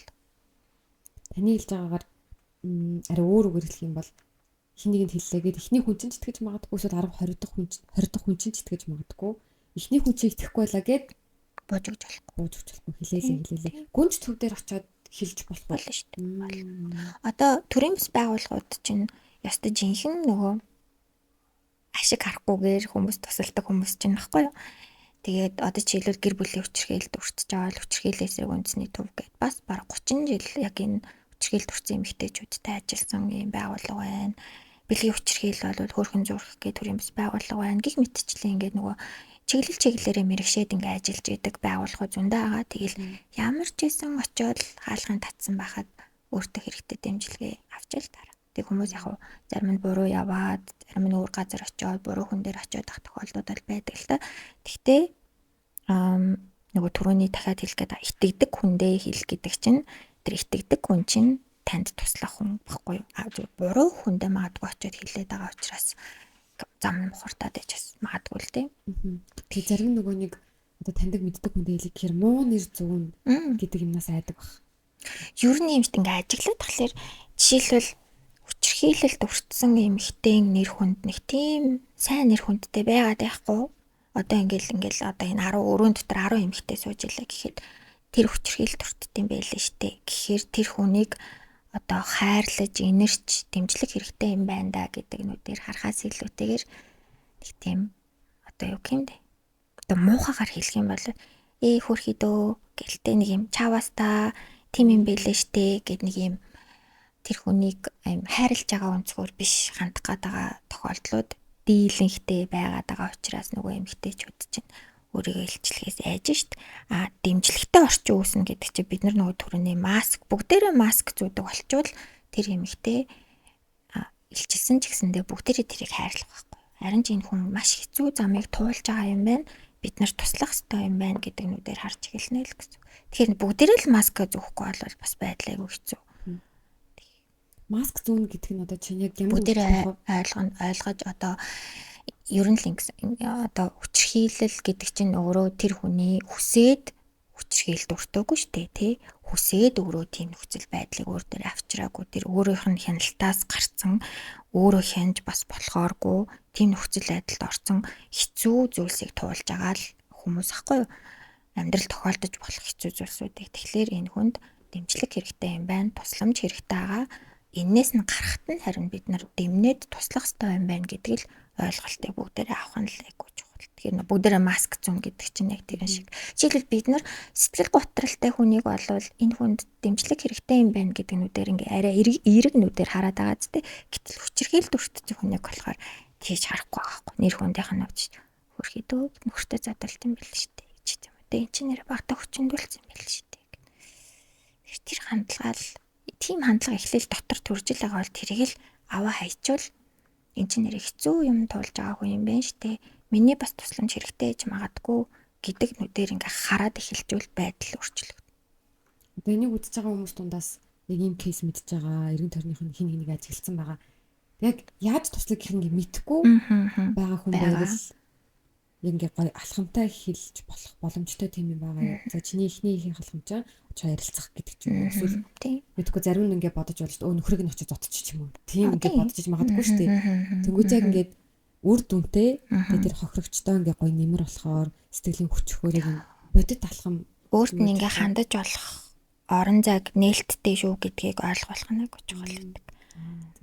Хэрвээ чамд одоо хэцүү байл хоёлын ярилцаж болно шүү. Тусламж хэрэгтэй ахын бол надад хэлээрээ. Би чиний хажууд байж байгаа шүү.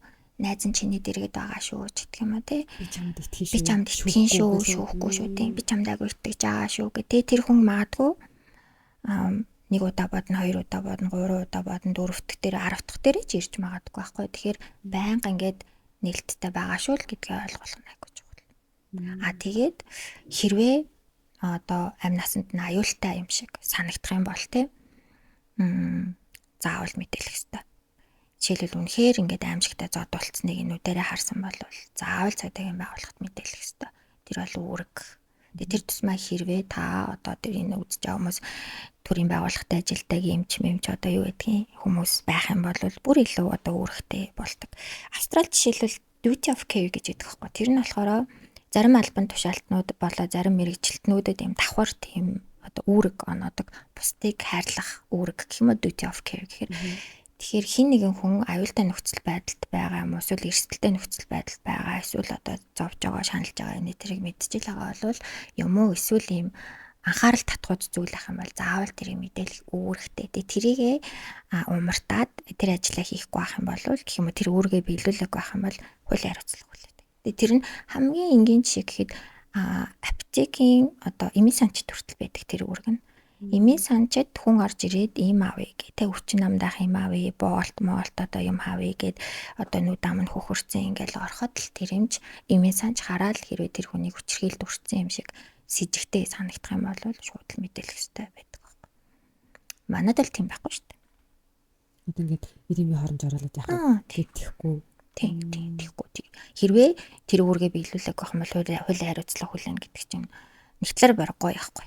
Яагаад тэр хүнийг эрсдэлтэй нөхцөл байдалд тэр чигт нь үлдээчихэж байгаа юм те. Магадгүй ингээд гараа явсныхаа дараа амин эрсдсэн байх тохиолдол байх гэж үгүйсэхгүй. Тэгээ би бас нэг юм гомжсон юм байна.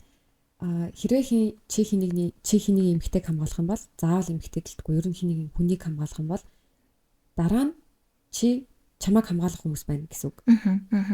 Яг зөв. Тэгээд энэ нийгэм чинь одоо их романтикаар бодох юм бол бид нар бүгдээрээ л бие биендээ дэмжлэг үзүүлж бие бинийгээ хамгаалж ээж л хамтдаа оршин тогтнож байгаа шүү дээ. Ер нь бол тий.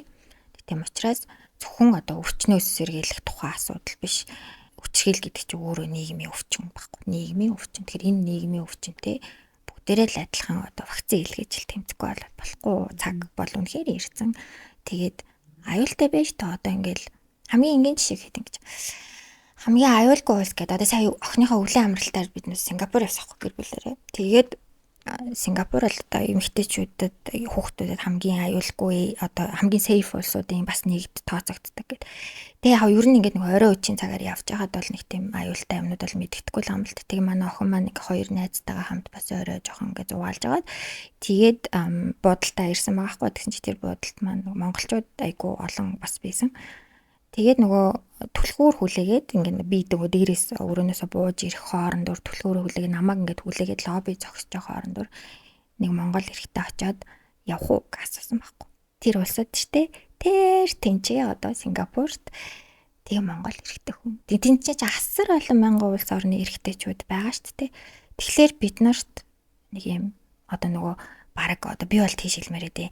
Артын хувьсгалын үеэр нөгөө ариун цэвэр сахдаг хувьсгал явсан шиг ийм харилцааны хувьсгал хийх хэрэгтэй болцсон. Бид нар алдчихгүй тий. Би бинийгээ доромжилдаг, гутаадаг, муухай үгээр дайрдаг, тэр хүний одоо тэр оршихуйг үл хүндэтгэж бүр элдвэр хараадаг, зүхдэг энэ явдал энэ төр албар хэрээс хитэрж байгаа байхгүй. Тэгэхээр нөгөө нийгэмд ингээ гарахаас зарим айж. Тэгэхээр би бас айсан байхгүй. Хүүхдээ одоо тий ингээл нас биеийн түрээлийн чинь нэмэгтэй хөгөөд нийгэмд гарна гэхээр би нэг өөрөө энэ талбарт ажиллаад ингээ бүх юм мэддэг болохоор заримдаа нэр үнэхээр айдаг. Яана охин маань юу юутай нүүр тулах болоо тий ямар айхтар юмтай нүүр тулж ээж ингээд цаана нь гарах болоо. Тэр болгонд нь би байж чадахгүй, гэр бүл нь байж чадахгүй, хамгаалж чадахгүй тохиолдол байж болно шүү дээ. Би саяхан нэг бас яг юм бэлгийн хүч хэрхээлийн баримтат кино үзсэн чинь нийт бэлгийн хүч хэрхээлэгчдийн 5% нэмэгтэй бэлгийн хүч хэрхээлэгчтэй гэдэг гинэ 95% нэрхтэй үлддэг хүмүүсээс нь.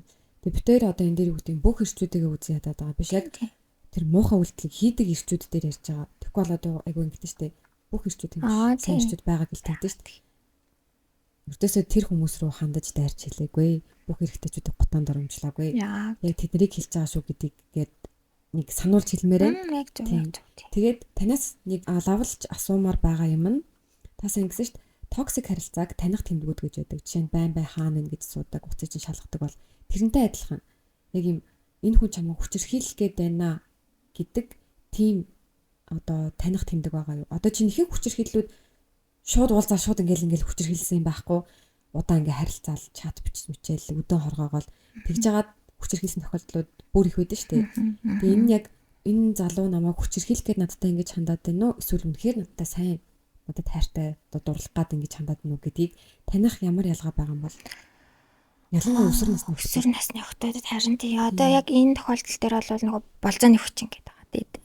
Date rape гэх бүр тусдаа. Тэгээ тэн дотроо мансууруулах эмбэц хэрэглэж хүчин гэх гэдэг бүр тусдаа юмнууд хүртэл байдаг байхгүй. Тэгээд болзооны хүчингийн одоо сэргийлэх юм нь юу гэхээр ер нь бол ихэнх тохиолдолд одоо нэг юм уу хоёр дахь болзоон дээр үлдэгдсэн тохиолдлууд байгаад байдаг.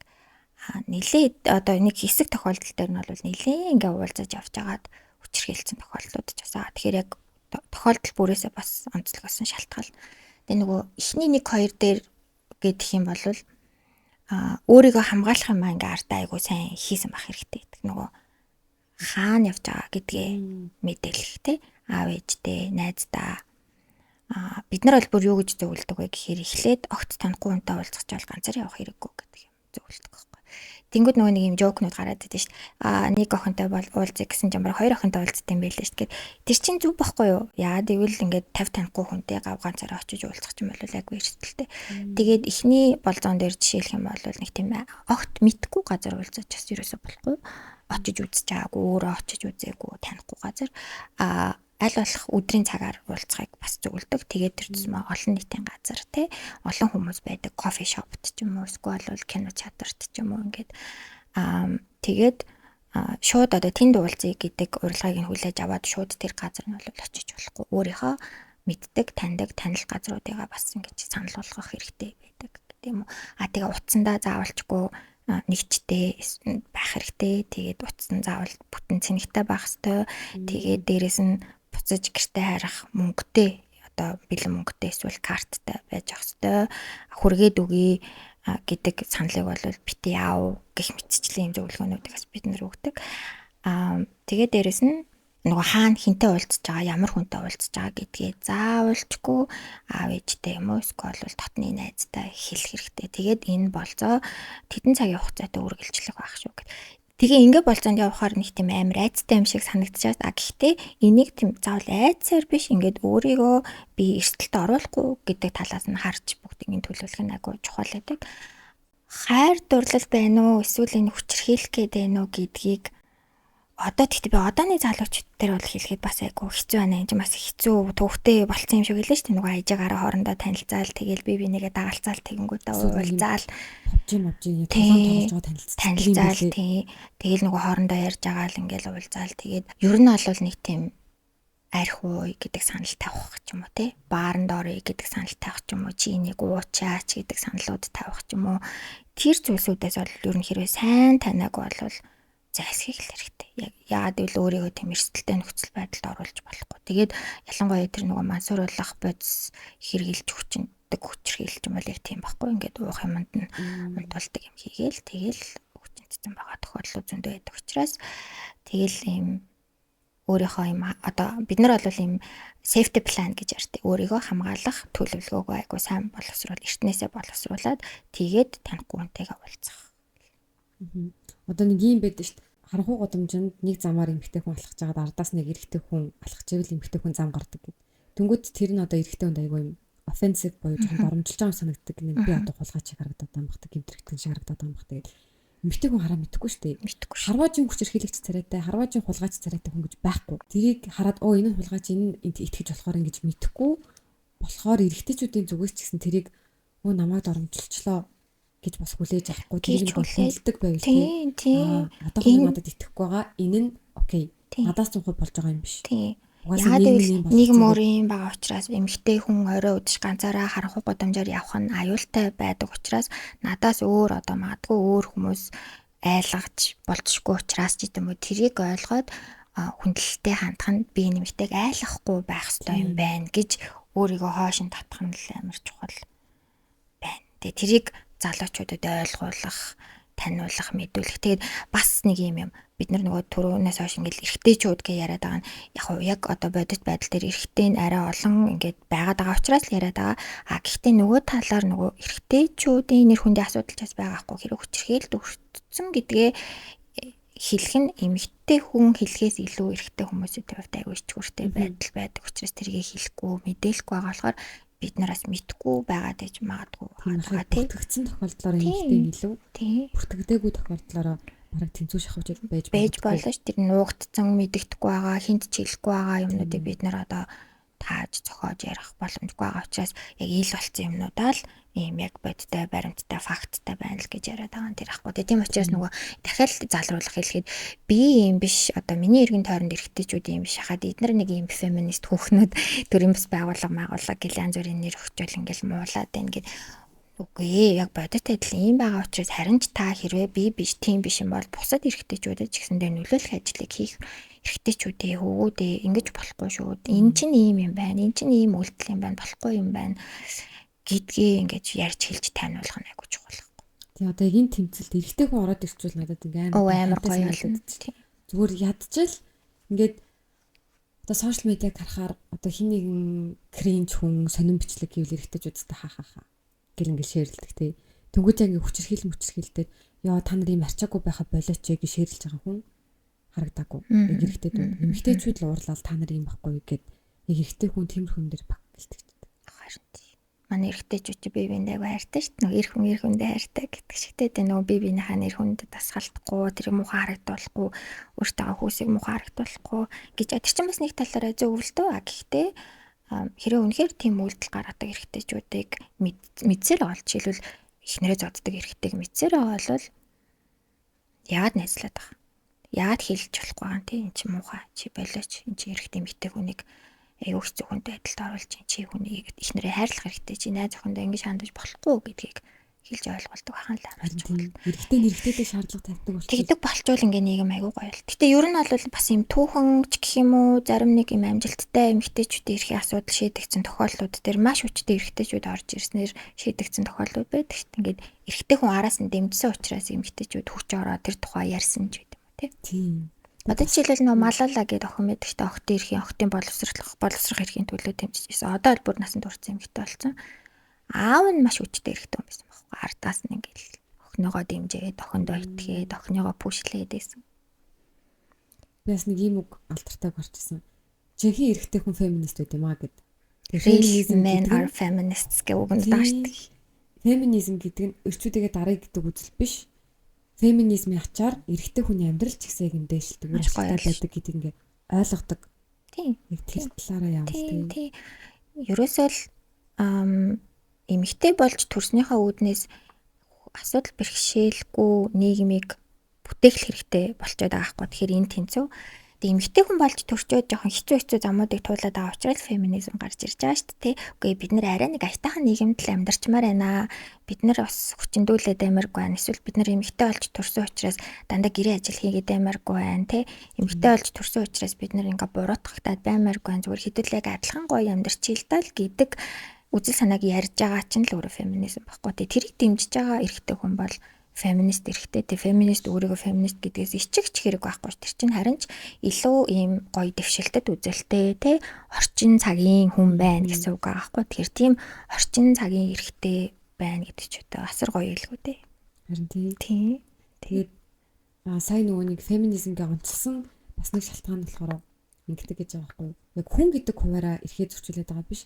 Яг эмэгтэй хүн гэдэг хуваараа эмэгтэй эмч хүчинд чи сарын тэмдэг эмэгтэй ч асуудал гэдэг. Тийм болохоор эмэгтэй гэдгийг тодтогох шаардлагатай болсон. Яг үнэн тийм. Тэнгүүд ингээл эмэгтэйчүүд ирэх гэл ярангууд хүний ирэх гэж ярил та. Эрэгтэй хүмүүстэй бас хайрлаа гэж ярил та. Яг ингээд тэнцгээд байдсан шүү дээ. Нэг юм эрэгтэй хүмүүстэй хайрлахгүй гэж хэлсэн юм шиг. Яг тийм. Одоо жишээлбэл бус төр дэх эмэгтэйчүүдтэй оролцоо гэл ярангууд эрэгтэйчүүд эмэгтэйчүүд чинь яг адилхан гэл те адилхан л өөртөө өрсөлдөд гараад ирээч гэл. Тэгээ бид нараас яг анх тийм юмтай тулгарч ирсэн охтой эрхийн чиглэлээр ажилладаг гэл охид гэл ярангууд эрэгтэй эмэгтэй хүүхдээс яг адилхан шүү дээ. Юундаа ингээ ялгаад охид гэ яриад идэв. Яг үнэ эрэгтэй зөвхөн охидод арай илүү бэрхшээлүүд тулгараад байгаа учраас нь л тэрийг шийдвэрлэхийн тулд өөртөө хов нэмрийг л оруулж байгаа л асуудал. Тийм учраас бид нар охид эрхийн тухай ярьдаг. Тэрнээс биш хөвгүүд одоо амар супер мундаг амьдраад байгаа учраас нь бид нар хөвгүүдийг ялгаад орхиод байгаа юм биш л баггүй дээ. Тэрийг ойлгохгүй байна гэдэг чинь өөрөө яг тэ хүний эрхийн талаар жоохон мэдлэг татмаг байна л гэсэн. Тэгэхээр өөрийгөө үнэлж бас алхамж дээ. Хэрвээ одоо феминизмын тухай ярангуудаа мөс одоо эрэгтэйчүүдтэй барьцдаг эмэгтэйчүүд гэдэг хандлага шууд донг гэл толгоонд нь орж ирж байгаа бол жоохон хүний эрхийн тухай юм уншиж судлаач ээл гэсэн дохоо байхгүй юу ер нь бол тэ жоохон өөрийнхөө харах үнцгийг арай жоохон өөрчлөө жоохон тэлээд ингээд одоо энэ хөгжиж байгаа нийгэмд чинь арай өөр юмд хандж ээж эн чинь хүн чинь бас их арай айтайхан амьдрах юм байна л баггүй юу гэнэ бол тий.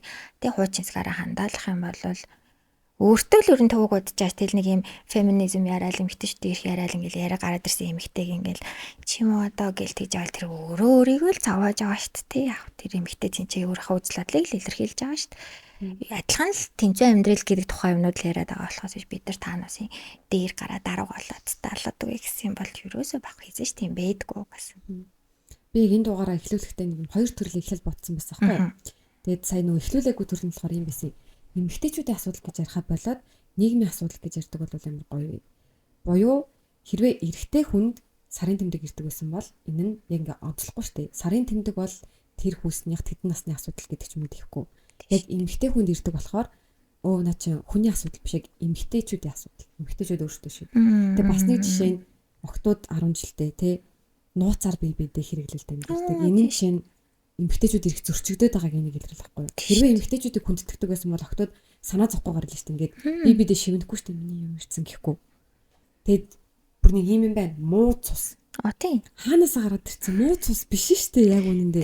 Тэгээ жирэмсэн болохоор юм ирэхэ болохоор яаж байгаа муу цусаараа хүүхдээ аллаад байгаа юм уу? Бараг тийм аа дээ. Тэгж ойлгохоор тий. Яагаад хинд ингээд муу цус гэдэг ойлголт өгсөн. Тэр нь итгэдэг эмэгтэйчүүд хүртэл байна. Сайхны хүртэл бид сэтгэжсэн муу цус гэдэг. Тэгээ судлаад үзсэн чинь муу цус биш. Эмэгтэй хүний бие сар болгон гэж жирэмсэн болоход бэлтгэгдчихэдэг. Өөр тогтоогоол тэрийг ингээ гадагш. Тийм шүү. Тэрийг ингээ муу цус. Тэрийг муу цус ингээл одоо биенийх нь хамаг муу цусууд нь ингээ гарч байгаа гэл тий. Тэгээ зарим улс орнуудад бүр тийм биш. Непал, Нэтхэг энтерт нөө биенийх нь юм ирэхээр охтуудыг гэрт нь хонуулдгүй. Гадаа хонуулцдаг. Тэр сонсчихсон уу? Тийм. Тэгээ тэрнээс болоод гадаа хоноод ингээд өвдсөн, хөлдсөн охтын кейсүүд байдаг байхгүй юу? Тэгээд ингээд гэрте хонж болохгүй. Яа гэвэл тэр юм одоо ариун биш болцсон байгаа. Тэр үеуд нь одоо жишээлбэл тэгэнгүүт эмэгтэй хүний охтуудын юм чинь охин байхад нь бүр ингээд удаа ирдэг ч тийм бүр 7 хоног 10 хоног гэрте орохгүй. Гэ боддоо. Тэгээд ийм хонголд одоо байшингийнхаа доор хонголд охтуудыгаа байлгадаг. Тэгээ ингээд нэг юм нохоо тоол өгч байгаа юм шиг. Тэгээд яг үнэ эрэхтэй амьдрал тийм л байгаа. Тэгээд тийм учраас феминизм яриад байгаа. Тийм учраас эмэгтэйчүүдийн эрхийн асуудал яриад байгаа. Тэгээ нөгөө эмэгтэй хүн чинь эрэгтэй хүнээс арай нэг өөр агаад байгаа. Онцлог нь хөөрчгүүгээрээ бид нөр өөр агаад байгаа шүү дээ. Жирэмсэн болоод байна. Хүүхэд төрүүлээд байна. Зулбаад байна. Хүүхэд төхүүлээд байна. Тэрийг ингээд өсгөх хэрэгтэй байгаа дээ. Нэм байгалийн юм чинь бид нэр одоо өөрчлөх ямар ч арга байхгүй шүү дээ. Яг сонголтоор хүүхэд төрүүлэхгүй гэдэг сонголт бол байж болж байна. Гэлээ гэхдээ одоо юм байгалийн юм чинь тэр жамыг дийлэх нь л дагж байгаа штэ. Тэгээ энэ арай жоохон ялгаатай байгаа байдлаасаа болоод амьдрал хэцүүдэж дорд болж ерөөсөө болохгүй л ах. Тэрнээс болж зовж болохгүй гэх юм уу? Ядарч болохгүй, зүдэрч болохгүй. Тэгээ нэг юм уу гэдэг чинь хэрвээ эрэгтэйчүүдэд биений мэрдэг гэсэн бол аль хэдийн ариун цэврийг хэрэглэж чинь нөгөө татваргүй болоод үнэгүй болоод бүгдээрээ те ариун цэврийг хэрэглэж хаасаагүй бэлэн байж байдаг болох байсан тийм. Тэгээд манай байгууллага бүр яг юм ариун цэврийн хэрэглээ асуудал дээр анхаарч ажилладаг байхгүй. Тэгээд дээрэс нь бид нар охтын ариун цэврийн өөрөө 0. Монголд бүр ингээ хамгийн ярих хэвээр сэдв. Ингээд хамгийн нэг номерт охтын эрхийг зөрчиж байгаа асуудал чинь охтын ариун цэврийн өөрөө. Эмэгтэй хүн чинь арай өөрөөр биездэг тийм үү? Бид нар те хөнгөнөөр биезсахта хүн дээр биезсахта заавал одоо сууж бие засах хэрэгтэй болдог. Тэгэхээр тэр сууж биезж байгаа онцлогт нь тохирсон ариун цэврийн байгууллагч байх хэрэгтэй болж байна да. Одоо шууд одоо эрэгтэй ч үчиг хаасаагүй зогсонготой бид нар бие засах ямарч боломж байхгүй тий. Өөрийнхөө тэр одоо ямар хэсгүүд гэх юм те ариун хэсэг гэж бол хэлж бас болохгүй. Гэхдээ л эмзэг хэсгүүдийг бид нэр ингээ ил гаргаж ийж одоо бие засах хэрэгтэй болж байгаа те. Тэнгүүд тэр нь тохирсон ариун цэврийн байгууламж байх ёстой юм байна. Тэгээд дээрээс нь судалгаагаар эмэгтэйчүүд одоо охид хөвгүүдийг бодвол арай урт хугацаагаар ариун цэврийн байгууламжийг хэрэгэлдэг. Яагаад гэвэл бие засах хугацаанаас гадна биенээ мэрж байгаа штэ нөгөөхөө солино нэ тэрэ гэд те. Тэгэхээр ханган те ариун цэврээ ханган тэгээ одоо шаардлагатай бол тэрийг угаах хэрэгтэй бол нарчих хэрэгтэй болно ч гэдэм. Тэгээ тэр нөхцөлд нь тохирсон ариун цэврийн байгууламж байх хэрэгтэй юм. Тэгээ тэр нь аюулгүй байх хэрэгтэй юм. Одоо англиар бол functional гэж яриад байгаа байхгүй ингээ бүрэн ажиллагаатай байх хэрэгтэй юм. Хаалган цоожтой байх хэрэгтэй юм. Гэтэл хүн чинь тэн дотор тайван тухтай бие засах нөхцөл боломж нь хангагдсан байх хэрэгтэй юм байна л. Тэгээ дээрэс нь нөгөө ариун цэвэр дараа нь ингээ гар хүлээ угаахад хүртэл бүх юмнууд нь байж байгаа хэвээр. Тэгвэл ингээ захын улсын сургуулийг ингээ хэдүүлээ төсөөлөд үзье да. Ямар сургуульч ер нь ямар эс 10 жилд сургуулийн чинь 0. Нэгдүгээр ангид бол онгорхойсон. Зүгээр ингээ дундаа хамтай. Тэгэд юун дээрээ гарч бицдэг. Тийм яг манай үеийн аав ээж чинь тэгээ заагаад өгсөн сууж болохгүй яг бэлтан дээр нь гарч агаараа гэд. Тэгээд яг ингээл нэгдүгээр ангийн хүүхдүүднийг би бинээсээ яахгүй штэ. Итгэхгүй чинь жоохон байгаа юм чинь бас. Миний санаж байгаагаар нийлцсэн байсан баха. Гэтэ үгүй ч гэж магадгүй. Нэг бүр миний амьдралын хамгийн анхны одоо юм sexual case. Нэгдүгээр ангидаа би багштай ингээд 0 орчод яг хэлээ гарч байгаа байхгүй юу. Тэгсэн чинь манай 0-д том эрэгтэй хүн гарангалгаа байжсэн. Бэлтан дээр зогссон. Тэгэд би тэрүүд орилж чадаагүй, хүүе болооч гэж чадаагүй. Харчаа тэгээ миний өдөөс гэсэн. Тэгэл би зүгээр чив чимээгүй гүгэл ардаас гүчин гэж бодоод амар тайван гараад удаа алхаад багштай очиж хэлжсэн. Тэгээ багш үүдний харуул бүгд очиод ингээд тэр ингээ хүнийг явуулсан юм шиг байгаа. Нэг team case байсан. Тэрнээс хойш нэг ч удаа team давтагдаагүй. Тэгээ жоохон том болсон чинь би инээ мэрдэг болсон чинь 0-од ер нь сургуулийн 0 санаж байна. Хаалт хаалгатай дороо онгорхой тэрийг бас яг тод санахгүй байна. Тэнгүүд одоо их нөгөө 10 жилийн сургуулиудын нальч ингээд за яг хөө зарим нэг ингээ болсон болоогүй хаалган төгчээтэй тэгэл нөгөөх нь эвтэрсэн тэгэл бид нар одоо барьж идэг те нэг нь ингээд заавал найзаагаа дагуулж ороод байраал ингээд. Тэгээ хаалган бас ингээ гүйцэд ингээ хаагдахгүй ингээд тийм. Тэнгүүд тэр завсраар ингээ хартаж. Тэнгүүд нөгөө эмгтэй хүн чинь бие засах тэр процесс нь их аюулгүй тийм тухтай мэдрэмж төрүүлэхийн тулд тэр чинь зай завсар байхгүй харагдахгүй те тэгээд аюулгүй төгчэгддэг дээрээс нь ингэж харах марах доороос нь ингэж харах боломжгүй нөхцөл байдалтай байх ёстой. За тэгээд дээрээс нь нөгөө бид нар чинь биеэрээ хүрэлцэж нөгөө ариун цэврийн байгууламжин дээр сууж бие засах зайлшгүй шаардлагатай бол яг нөгөө монголчууд монголчлоод гэдэг шиг ингээд бид нар янз бүрээр бие засаа сурцсан ч гэсэндээ тэр чинь удаан ингээд суухарч хөлмөл өвддөг штэ ингээд энэ скват сууж чадахгүй хүмүүс интертал тэгээд дээрээс нь тэр чинь биеэрээ хүрэлцэж байгаа учраас цэвэрхэн байх хэрэгтэй. Тэгэхээр мэдээж хэрэг цэвэрлэгээ бол тогтмол байх хэрэгтэй. Тэгээ суултуур ингээд байж байгаа штэ тэр чинь доороос нөгөө ингээд хүүтэн нөгөө 0 дээр суугаар чи хүүтэн штэ тий. Тэгэхээр суултуур байх хэрэгтэй юм байна. За тэгээ ус нь ингээд татагддаг байх хэрэгтэй юм байна. Тэгээ ариун цэврийн цаас байж ах хэрэгтэй юм байна. Гэтэл яг сургуулиуд дээр ерөөсөө тийм байхгүй. Ариун цэврийн цаас авахгүй. Тэгээ тэр 0-ийнх нь юм ажилтгүй. Тэгээ бид нар бүр тийм юу хийжсэн охтуудыг яг сургуулийнхаа ариун цэврийн өрөөний юм reels хийгээд манайхлаа явуулаач гээд тэгээ бид нар тэрийг бүгднийг нийлүүлээд яг өнөөдрийн байдлаар одоо тэдгээр сургуулийн ариун цэврийн өрөө ийм байна гэд ингээд бодит байдлыг нь харуулсан чинь сургуулиудаас нь бид нар лөө ингээд ийм одоо дайралт их нь хаашаа чинь. Гэтэл тийм манай сургуулийн нэр хүндийг агуу муухай харууллаа танаас гэд ингээд нэр хүндэнд агуу хайртай хандлагууд. Тэгээд дээрэс нь өшөө бас ямар юм гарсан гэхээр зарим охтуудыг маань бүр загнаад та нар юу хийгээд байгаа яагаад байгаа одоо сургуулийн юм нөхцөл байдлыг гадагш нь харууллаа гэдэг. За тэгээ юм сургуулийн ариун цэврийн өрөөг шинжлэх яг хуу энийг гоё болгооч гэдэг юм шаардлагуудыг ажлуудыг одоо хийгээд л байна. Гэхдээ одоо бас тийм 100% ингээл гоё болохгүй байна. Тэгээ нөгөө монголчуудын юм одоо бие засах соёлыг хүртэл судлах хэрэгтэй болж байгаа байхгүй яг энэ ажлыг хийхийн тулд. Охтуудын ариун цэврийн одоо тэр нь ингээд хангахдахгүй байна гэдэг нь чухал биш. Манай сургуулийн нөхцөл гэдгийг нэлээд чухал. Хүүе манай охтууд чи ийм хэцүү ингээд бийцдэг байсан юм уу гэдэг дээр анхаарахгүй загинж магинж гэхээр тий бид нар ч яг хөө ийм нүүдэлчин соёлтой юм суурин соёлд одоо суралцж байгаа л хүмүүс юм болохоор тэр бие засах соёл гэдэг чинь бас их гоё тийм барууны өндөр хөгжилтэй орнд очиж төлөвшөөгүй юм байна л да бид нар их муухай бохор бийцдэг тэгээд ийм арга цагаад ингээд бие засаа сурцсан тэг бид нар нэг судалгаа хийж утсан чинь надад тэр амар ийм өрөвдөлтөй санагцсан ямар судалгаасан гэхээр ер нь охтуудаас авсан ариун цэврийн сургуулийн ариун цэврийн өрөө чи яг ямар агаас гэж та нар хүсдэг вэ одооний ариун цэврийн өрөө чи яг ямар байна гэдэг ийм өөртөө орон нэг нөхцөл байдлыг нь гаргуулад судалгааж үзсэн чинь болж байгаа штэ зүгээр байгаа штэ ингээд болж ийн гэдэг ийм хариултууд айгүй хэрсэн баг. Тэгээ бид нар яг сургууль дээр нь очиод нөхцөл байдалтай танилцаад үзэхээр тийм нэг бүрэн ажиллагаатай байдал нь ерөөсөө байхгүй.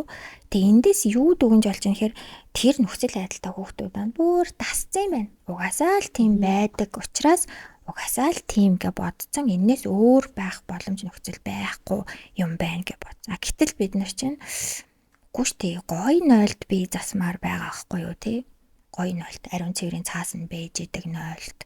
Тэгээд зөвхөн сургууль ингээл олон нийтийн газрууд ч гэсэндээ тий. Манай одоо гадуур нойлын өрөөнүүд ямар байдаг хэлээ. Бүр нэг гой том одоо Шангрила энэ төр л одоо их гой тэр юмдаа менежмент айгуу сайн хийдэг болохоос яг ийм удалдааны төвүүд мөгөөд юм олон нийтийн газараа бий засна гэдэг чинь эмэгтэй хүмүүсийн хувьд бас амар чаленжин шүү дээ. Тэгээд хөвчлийн ихэнх эмэгтэйчүүд яадаг вэ гэхээр тэсэж явсараа байгаа гэртээ хайрдаг.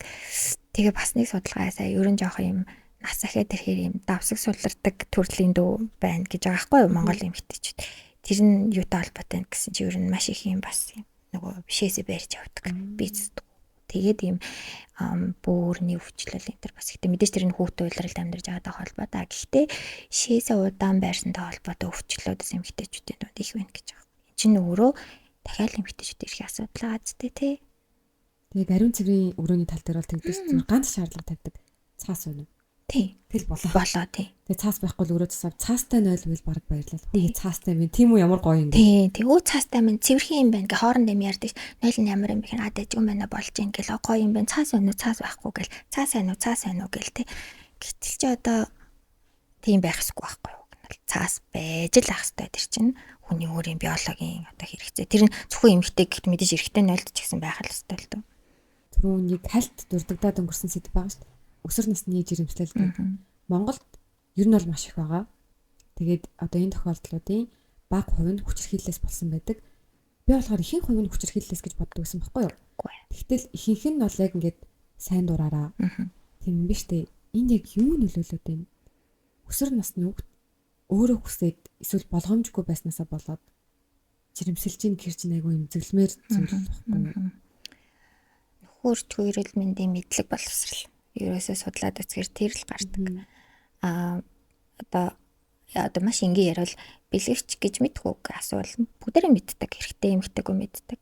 Яаж хэрэглэхийг мэддэг гэхээр мэддэг. Ингэж хэрэгэлдэг гэдэг ингээд ямар ч байсан нөгөө эрүүл мэндийн хичээлээр нь бол ингээд би жирэмсээ сэргээл харах хэрэгсэл гээл бэлгэвч гээл үзүүлээл нэг юм яаж хэрэглэхийн зааж маасан энэ төр юмнууд ингээд байгаад байгаа. Тэгээ хүүхдүүд өөртөө олж мэдээд мэдлэг байна уу байна гэдэг аахгүй. Хандлага байна уу байна. Ер нь хэрэглэх үгээ асуувал хэрэглэн энэ гэдэг. Дадал байхгүй. Дадал гэдэг нь тэрийг яг хэрэглэж юусоо заншаагүй. Яг жишээлбэл ингээл бэлгийн харилцаанд орох боллоо шүү дээ. Тэнгүүд хамгаалах ёстой шүү дээ. Бэлгэвч хэрэглэе гэдгийг мэдээд байгаа хэрэглэхийн юмсан гэж бодоод байгаа хэрнээсээ тэрийг ингээ худалдаж аваа хэрэглэж чадахгүй байна гэдэг л юм гардаг. Судалгаагаар бол. Тэгээ тэр дадлыг төлөвшүүлнэ гэдэг нь амар чухал юм байна л да. Тэгээд дээрэс нь дахиад нэг охидын эрэхтэй ингээ холбоотой ярих юм бол охид бэлгийн харилцааны үед шийдвэр гаргах эрх мэдэл дутуу байдаг. Одоо сул байдаг гэх юм уу? Бэлгэвч хэрэглэе гэдэг саналыг тавхаасаа охидууд эмээдэг. Тэр нь нөгөө хүндээ амар явдалтай охин юм байна. Ямар мэдлэгтэй юм бэ, туршлагатай юм бэ гэдэг ойлголт өгч өгье гэдгээс маш их ингээ эмээдэг. Тэгээд дээрэс нь тийм бааз.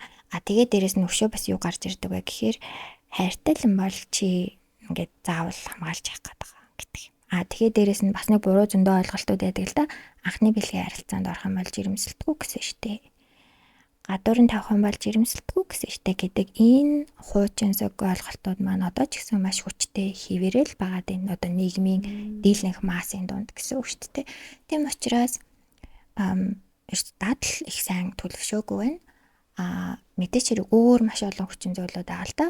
Тэг гэр бүлийн нөхцөл байдал бас их нөлөөлдөг. Одоо архитан цогтурдаг гэр бүлд амьдардаг ч гэдэм үү, эсвэл хүчрхийл дарамт ихтэй аав ээжтэн зоддог тий, эсвэл ингээ маш их дарамталтай үг хэл амаар доромжилдог, одоо өөрийг нь ойлгож хүлээн зөвшөөрдөггүй, хичээл сургалт нь явуулдаггүй тий, явсан ч гэсэндээ тэгэл нэг их тэрийг нь дэмжиж ойлгохдаггүй, тий, хэрэгтэй юм хэмээн авч өгөхгүй гэдэг юм, эсвэл одоо гих мэтчил юм янз бүрийн төрлийн гэр бүлүүд байгаа шүү дээ. Тэгээ ер нь бол бас тэр гэр бүлээсээ юм цугтахтай яж, тэгээд юм хурдан тустай гараад өөрийн гэсэн амьдралтай болъё гэл ингээл явж байхдаа хүнтэй танилцаал хүүхэд гаргачихж байгаа тохиолдлууд ч гэсэн байгаа. Тийм.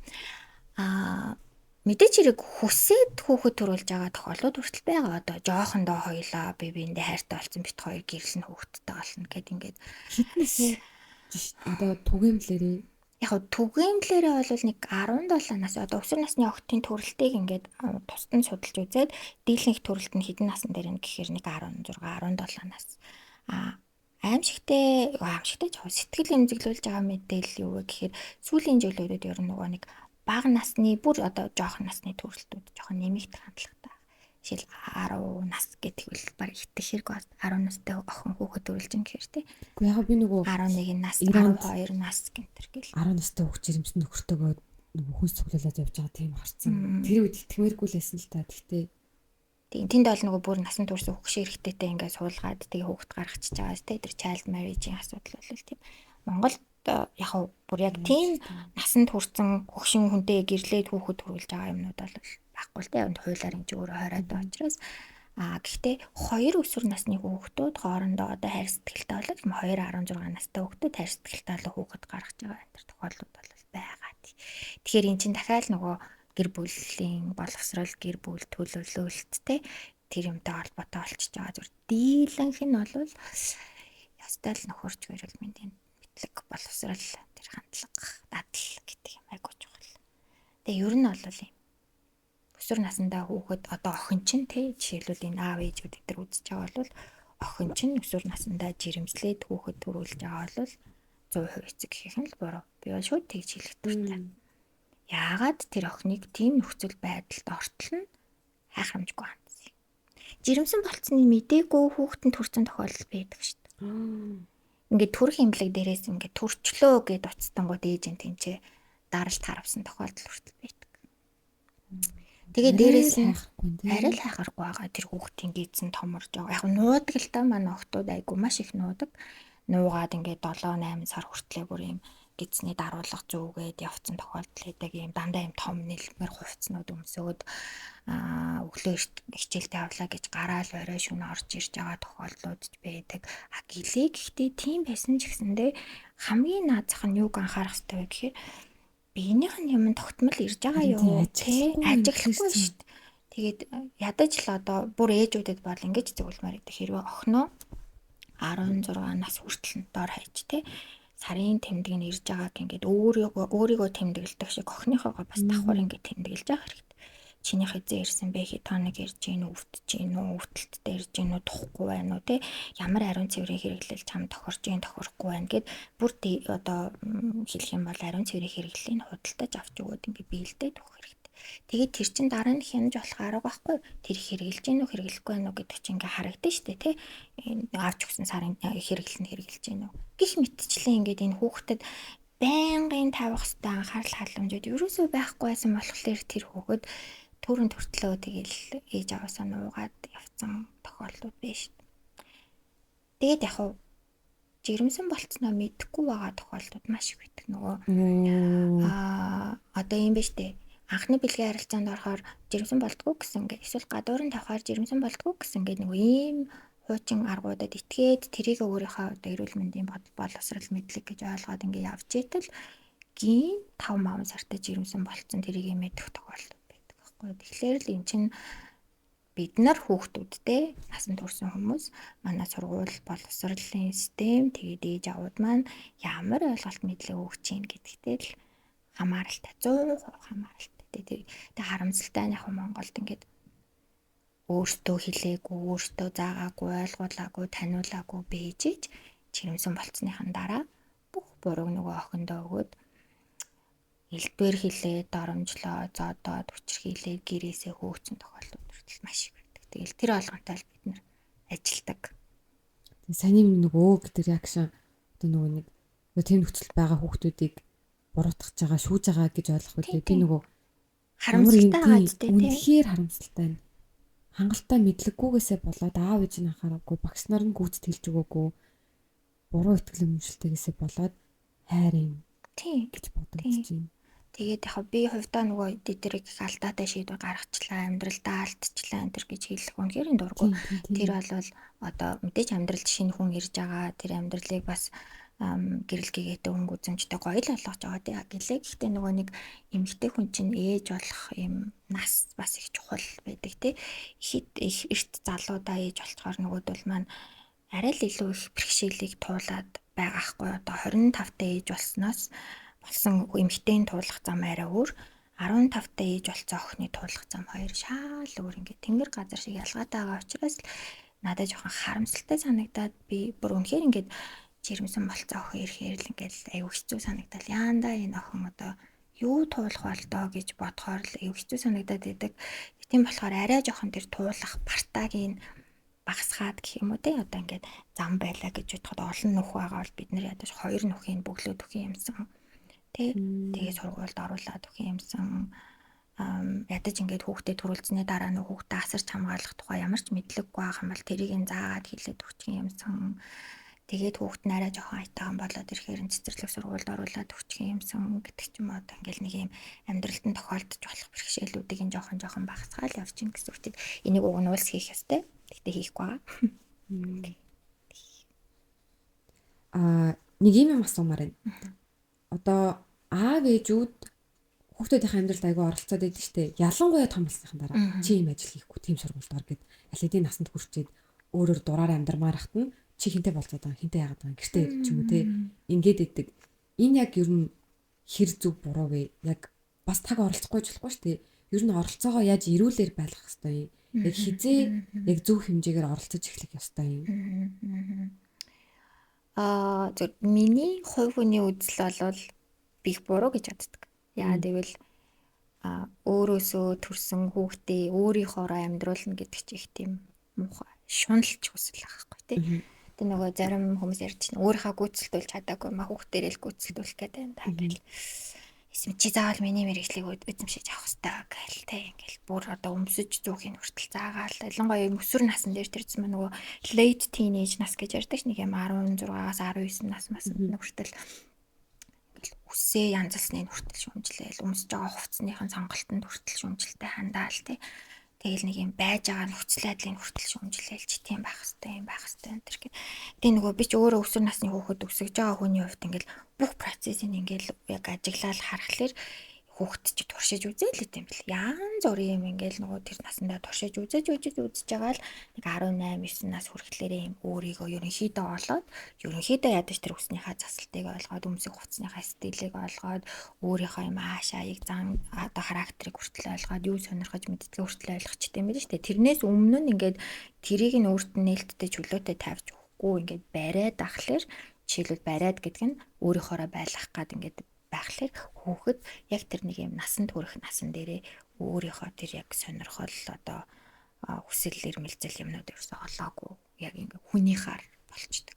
Аав юу гэж хэлнэ, тийм ээж юу гэж хэлнэ, тийм за гэд ингээд тийм болчдөг. Тэгэхээр бид нар хүүхдээ тэгж өөрсдийнхоороо байлгах тусам хүүхэд өөрийнхөө ингээ бие даасан байдлаа алдчихэдэг. Одоо independence гэж ярьдаг шүү дээ, тэрийг алдчихэдэг. Тэгэхээр одоо бүр онлын хувьд нь ч гэсэн тэгж ярьдаг. Ялангуяа өсвөр нас болоод ирэхээр хүүхэд бол эцэг гэхээсээ хагас хамааралтай болж эхэлдэг. Өөрөөр хэлэх юм бол тал хувь нь тантай хамааралтай, тал хувь нь тэр хүний өөрийнх нь болчдөг тий. Тэр тал өөрт нь байгаа тал хувь нь юу вэ? Надад байгаа тал хувь нь юу вэ гэдгийг жаваад айгуу сайн ойлгох хэрэгтэй болж байгаа байхгүй тий. Тэр хувцас хунаар одоо өмсөж зүүх үс гизгээ янзлах энэ төр дээр нь оролцохоос илүүтэйгээр таны тусламж дэмжлэг хаана байгаа вэ тэр цагт нь л ээж аав нэг ингэ байж ах хэрэгтэй болж идэг. Хүүхэд ингээд өөрийнхоороо их хорвоо ертөнцийг таниад явж байхад нь нэг ойлгохгүй, нэг мэдэхгүй эсвэл нэг юм бэрхшээлтэй асуудал тохиолдоод тэрийг ээж автагаа зөвлөлдөг тусламж хүсэхт нь л бэлэн ингээд байж ээж аав нь байж байгаа шүү арталт нь нэг ингэчүүлэх зүгээр байдаг шүү гэд ерөнхийд нь ингээд чиглүүлж өгтэй зөв тийш нь чиглүүлж өг. Хүүхэд яагаад ингээд эцэг ихтэйгээ ярихгүй эсвэл зөрөөд ингээ үгнээс нь өөрөөр гажаад ин гэхэр нөгөө хитрхи их ингэж оролцоод хитрхи их өөрийнхөө байрлах гадаа очиод хүүхэд эсэргүүцэж эхэлж байгаа. Эсэргүүцлийгээ үг дуугаа хурааж эхэлнэ. Одоо тентэр чин тэмцэл явагдаад байгаа байхгүй тий. Би наад гар чи явмааргүй байна гэдэг тэмцлэл хүүхэд нөө шууд илэрхийлж чадахгүй учраас дуугаа хураадаг, харилцаа болдог, өрөөндөө очиод хаалгаа хаачдаг тий. Утсаа илүү хүзээд эхэлдэг. Гэтэр нөө нээлттэй байдлууд чинь алдагдаад эхэлж байна гэсэн үг. Тэгэд одоо яг уг нь юу гэдэг юм би сая хүүхдтэй заа ч юм уу тийм утгаар биш илүү одоо ингэ зөвлөмөр штэ зааж өгмөр гэдэг хүн гэдэг чинь юм байдаг шүү, найз гэдэг чинь юм байдаг шүү, хүүхдтэй үерхэх, охтуудтай үерхэх гэдэг чинь юм байдаг шүү гэдэг нэг юм зөвлөх уучраа олдгүй аав гэж байдаг гэж санагддаг байхгүй. Тэнгүүд яг зааж байгаагаа тулгаж байгаагаа зааж ийн, хайрлж ийн, кэрлж ийн гэж ойлгоддаг. Яг зөв оролцно гэдэг нь яг юу юм бол зөв зөвлөн гэх юм болов гэдэг нь юм бол хамгийн эхлээд сонсох байдаг. Ер нь хүүхэд чинь тухайн асуудлаар ямар бодолтой байна гэдгийг сонсно. Тэгэхээр ингээд зөв чиглүүлэх асуултууд асууж эхэлнэ гэсэн үг шүү дээ. Чи тэгж бодоод байгаа юм биш үү гэж эхлэх юм бол тэр чинь шүүмжлэлт өнгө аястай болчих чинь тий. Чи тэгчихгүй яасан гэвэл бус юм буруутгсан өнгө аястай болчихж байгаа зү тий. Чи тэр найзтайгаа тэгэл тийшээ явчихгүй яасан гэх юм. Эсвэл чи багштай тэгэл хилчгэл ийсэн штэ гэх тэгэнгүүт ингээд хүүхэд тэр болгоныг ингэж хүлээж аваад хаагдаал хаалга хаагаал нэгээр нь хаагаал чи юу гэж бодсон бэ гэх чамд ямар санагдсан бэ чи ер нь яа гэж бодсон бэ тэр тухайг одоо зөндөө олон тохиолдууд байлаа гэж бодгоос тэгээ өшөө ингээд дандаа ийм өөрт нэм нээлттэй хариулж болох асуултуудыг тавих хэрэгтэй болдог байхгүй тэгээд ерөөсөө хизээч битгий шүүмжил гэдэг дүрэн байдаг шүүмжлэл эхлэх юм бол хүүхдүүд ээжтэй яриад яах юм угаасаа дийлэм хэлэхээр өөдөөс лекц уншаал шүмжлээд ундаг штэ гэлтэй эсвэл буруутгаад ундаг штэ. Хоёрдугаар тэр ярианууд олон давтамжтай богинохон байх хэрэгтэй. Өсвөр насныхантай ялангуяа нуршиж болох лекц уншиж ерөөсөө болохгүй. Тэгээ жоохон удаан ингээл 10 минут 20 минут ингээл тэгээд ингээд тэгсэн чи ингээд текст байдаг амьдрал гэдэг чинь ийм одоо чи ийм л замаар явах хэрэгтэй чи хэрвээ ингээд ах юм бол чи ингийн чи тэрийг хар тэгээд гэл ингээл те өөр хүний жишээ аваад ингээл яриад ах юм бол тэр ингээл чихнийхэн хажуугаар уурсаал тэгэхээр ерөөсөө ярилцмаар байгаа зүйлсүүдийг аль болох богинохон тэгээд маш юм тодорхой өгмөр байгаа мессежүүдийг тодорхой ингээд өгөөд тэгтээ тэрийг юм давтамжтай хийх хэрэгтэй. Чи 7 хоногт нэг удаа ч гэдэм үү те.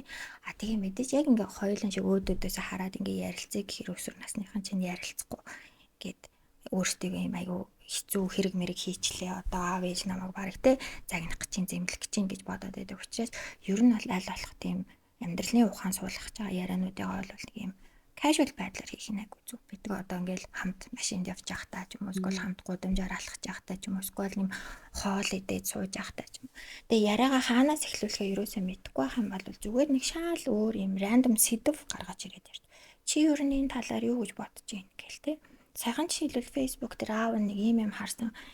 Надад нэг тийг санагдаа чамд өөр нь ямар санагдчих ч гэдэм ингээ үзэл бодлыг нь асуух маягаар. Тэгээ тэр хүүхэд хэрвээ юм арай жоохон юм хомигдмал үзэл бодолтой ч юм уу тэг нэг одоо өөрийг нь өгмөр байгаа мессежийг нь хэлэхгүй байх юм бол ер нь нэг тгий санагдаад нэг тиймэрхүү шүү дээ гэдэг ч юм уу нэг юм жоохон зөвлөх маягаар ингэж явбал айгу зүгээр.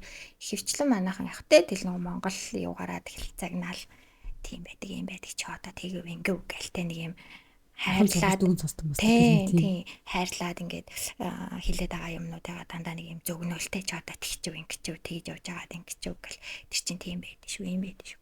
Бас нэг маш одоо баримтлах зарчим байдаг гэхээр харьцуулж ерөөсө болтгоо. Тэрний хүүхэд юм байл ш. Тэрний хүүхэд чи тэдэн сургуульд орсон гэж хэлсэн ш. Ямар мундаг юм гэлтэй. Тэрний хүүхэд чинь англи хэлээд авцаар ягаад одоо тийм оноо авцсан байл ш. Гэтэл хүн болгоны амьдрал чинь шал өөр. Магадгүй тэр гэр бүл өөрөө хүүхдээ англи хэл сурах нөхцөл боломжоор хангаж өгөөгүй ижиж англи хэлний оноо нэхээдэг амар тэнэг болно зү ер нь л тэ. Тэгэхээр хүүхдэд харьцуулагдах маш дургүй байдаг. Харьцуулаад эхлэхээр ялангуяа өсвөр насныхаа юу гэж ойлгодог вэ гэхээр аав ээж надад тайртай биш тэр хүүхдэд илүү дуртай юм байна гэж ойлгодог. Тэр нэг юм тархины мэдээллийг хүлээж аваа боловсруулаад буцаад хариу үйлдэл үзүүлж байгаа механизм чинь насан турш үүнийхээ шал өөрөөр ажиллаад байгаа байхгүй. Тэр нэг юм тухны хэсэг чи арай хөгжиж амжаагүй байдаг учраас тэгээ тийм болохоор ингээд өгж байгаа мессежүүдийг дандаа юм жоох мушгиж нөгөө ойлгоод идэг гэдэг чинь тэр тэгэхээр яг ямар мессеж өгмөр байгаагаа ингээд эхлээд бид нар өөрсдөө аягүй сайн бэлтгэдэг хэрэгтэй байдаг. Ер нь бол ингээд ийм хүүхэд жоохон байж байгаад гинт өсвөр наснд очингууд ингээд угаасаа шал өөрөлдөг шүү дээ.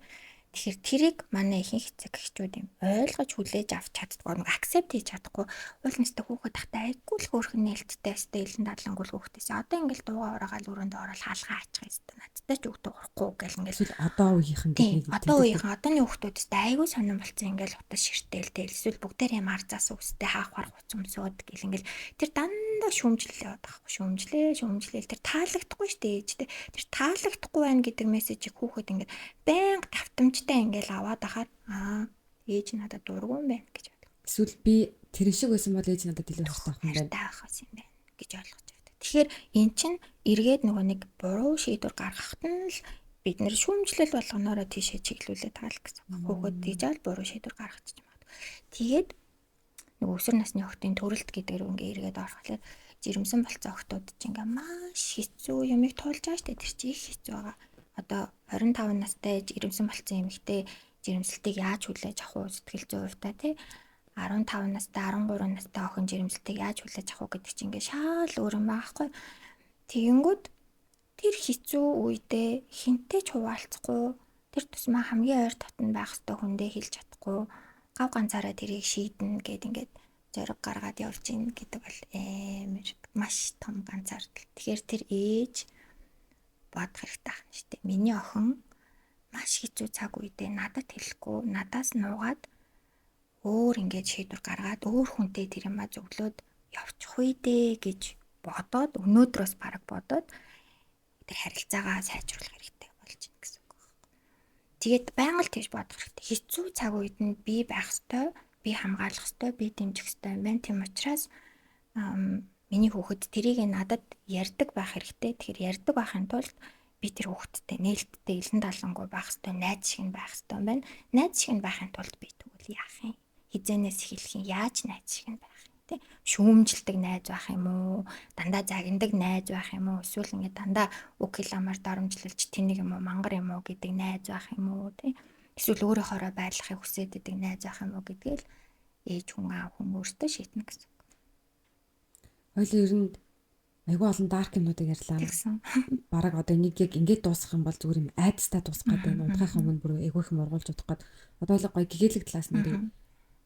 Тан дээр ер нь нийт одоо гүнж гэдэг байгууллага дээр ер нь нийт хэдэн одоо хүмүүс ирж исэн бэ? Тийм тоо байгаа юу? Давтагдсан тоогоор.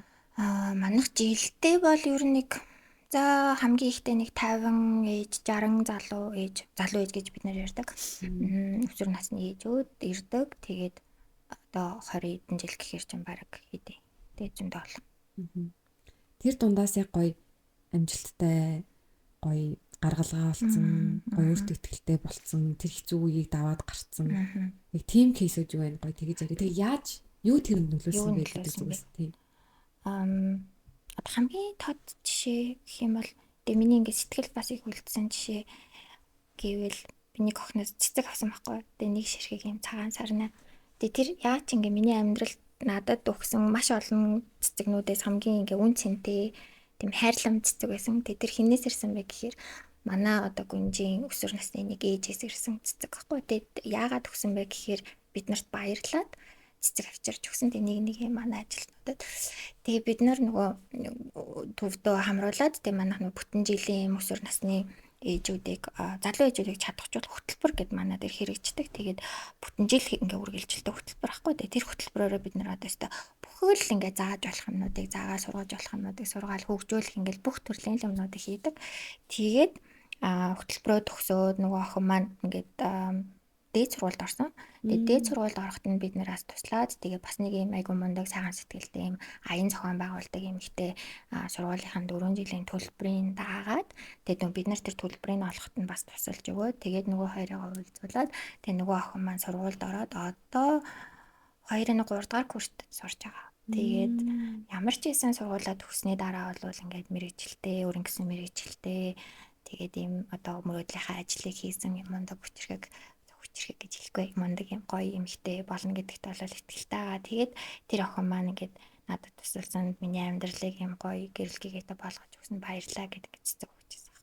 Тэр бол бүр үнэхээр гоё тэр цэцэг авсан өдрөл тэр бүр үнэхээр жаргалтай. Тэгээ ер нь бол нөгөө ээжүүд маань ирээл тийм гоё болцсон байгаагийн сэтгэл санаа сэрэгцэн байгаагийн ядаж л ингээд нөгөө манаа тэр эрэхтэй юм Хөөхөн болол ирдэг. Өдөр алга ирэх болгонд хөөхөн болол нүрэ будаал, усын янзлал ингээл зарим нь бүр ингээ найзхаа хувцсыг гуугаал өмсөөл ирдэг байхгүй. Тэгээд тэрийг нь харах болгонд л үнэхээр аз жаргалтай. Тэгээд тэр дэмжлэг одоо гэх юм уу байгаа учраас тэр охтууд тэгж гоё гэрэлтэх боломж бол бий болж байна л гэж хардаг. Одоо юу гэдэг өсвөр насны жирэмслэлтэй нөгөө бэлгийн хүчирхийлэл тэр бол амьдралын төгсгөл биш. Тэрнээс ингээд сэрэгдэг, буцаад хөөрхнөр мэдэрдэг, гоёор мэдэрдэг. Одоо саяны сургууль гэдэг кейсээр сургуульд орсон гэдэг нь чухал биш. Сургуульд орж болох юм биш. Би ингээд сурмаар байна гэдэг хүсэлтэй болж байгаа гэдэг нь нөхцөл боломж байгаа. Одоо хүүхэд төрүүлсэн байна гэдэг чинь ингээд богинохон л хугацааны жоохон бэрхшээлтэй юм байгаа байхгүй тэр хүүхдээ төрүүлээд нэг юм хүүхд нь нэг бор хоолнд ороод юм уу нэг хүнд орхиод явдаг болох хүртэл нэг юм богинохон хугацаанд л нэг жоохон дэмжлэг тэр хүүхдэд хэрэгтэй байдаг. Тэгээ тэрний дараа ингээд өөртөө бүр айгүй хөрхөн өстой нэг glow up болно гэдэг шиг тэгэл ингээд явчихдээ. Тэгэхээр тэр ерөөсөн амьдралын төгсгөл шаринч бүр ингээд хүүхдтэй олцсон тэр чинь амьдралын зорилго энэ төр нөр болцоо айгүй гоё л доо зүгээр яг. Гэхдээ ингээ хэлчихээр хүүхд гарахнаас зүгээр юм байна гэж зарим нь ойлгочих магадгүй. Гэхдээ тийм биш, гол нь нөгөө тэрийг төлөвлөх хэрэгтэй байдаг. Тэгээ аль насандаа хүүхд төрүүлэх үү? Миний хувьд би тэр хүүхдийг өсгөж хүмүүжүүлэх боломж одоо байна уугүй юу гэдгээл бодох нь айгүй чухал байдаг л да. Хэрвээ нэгэнд ингээ хүүхд төрүүлсэн амьдрал амар хэцүү санагдчих байгаа бол тэр ерөөсөө тийм биш. Тэр ингээ тодорхой хугацаанд хэцүү байж байгаа. Тэгэл зүгээр алчдаг. Айгүй гоё алчдаг. Тэгэд одоо өсвөр насндаа хүүхд төрүүлсэн манай дээр иржсэн манай төвийн ингээд амар мундаг одоо эмэгтэйчүүд одоо бол бүр залуу мундаг эмэгтэйчүүд болсон. Бүсгүйчүүд байгаа ш бүр ингээд өөр ингэсэн бизнестэй болсон. Ингээд бид нар ч өөртөө очиж үйлчлүүлээ сармас сэлгээл хүмүүс байгаа янзлуулаад ингээд тий. Тэгээд бүр айгу мундаг инженер энэ төр болсон ажлыг явж байгаа энэ төр эмэгтэйчүүд хүртэл. Буцаад өөртөө итгэл олж авах боломж байгаа. Олон яг тэрэнд нь туслах хэрэгтэй. Тэг хэрвээ одоо хэцүү байгаа бол хамаагүй манай гүнж төвдөр бид нар чи бүхэл юм өнгөө штэ. Тэгэл хүрээл ирэх юм бол биднээсийн хаалгууд нээлттэй. Тэгэл бусад ээжүүдтэйг нийлэл өсвөр насны охтууд бас нэг юм байгаа гэдэг.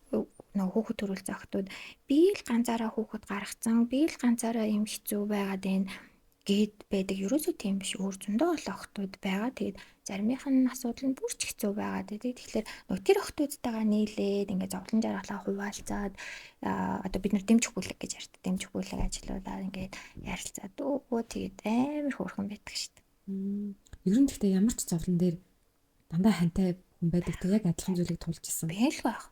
Ганцаарх нь тэр зовлон туулж байгаа хүн ердөө байхгүй ш. Арай л жоохон жижиг том жижиг өөр нөхцөл байдлууд байгаа болохоос шүү дээ. Тэгэхээр ийм юм байна л да.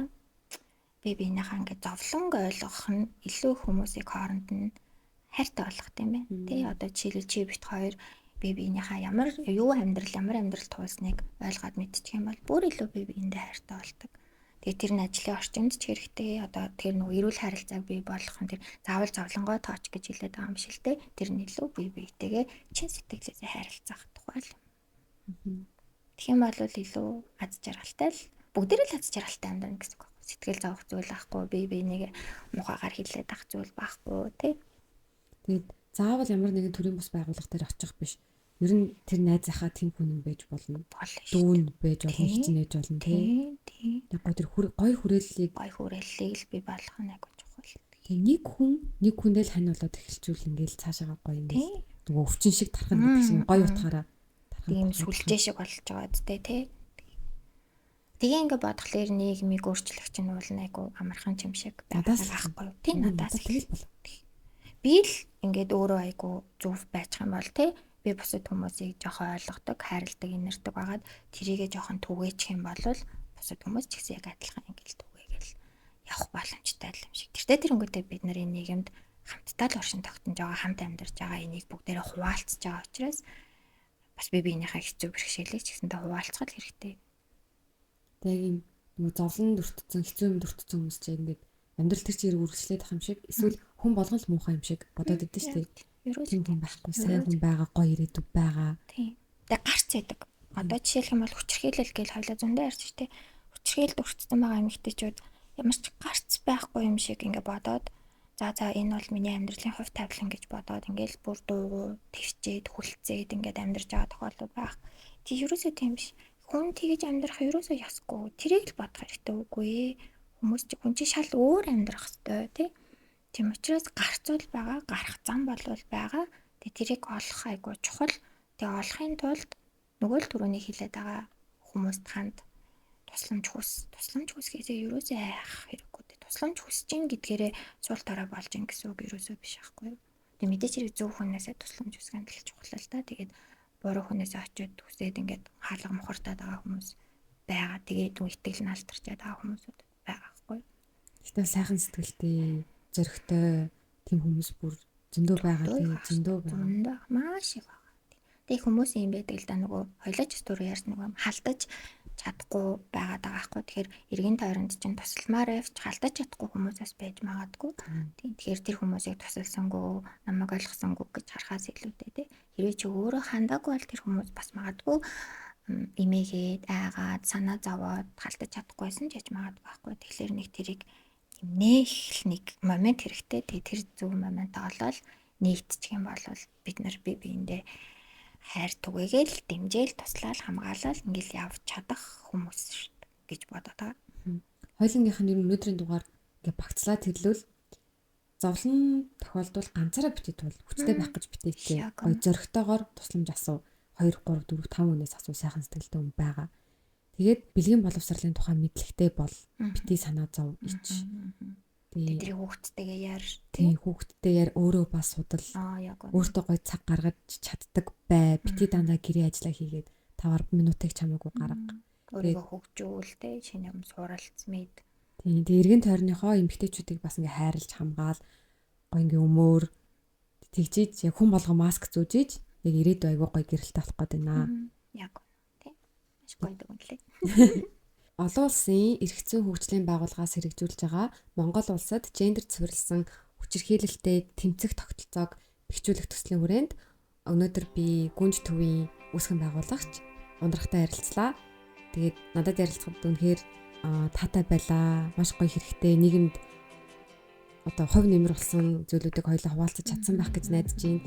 Тэгээд танд одоо манай үзэгчид хандах ер нь л таныг одоо дэлхийн бүх хүн сонсч ирсэн бол яг одоо сонсож байгаа гэж одоо захиж хэлэх юм зүйл юу байна.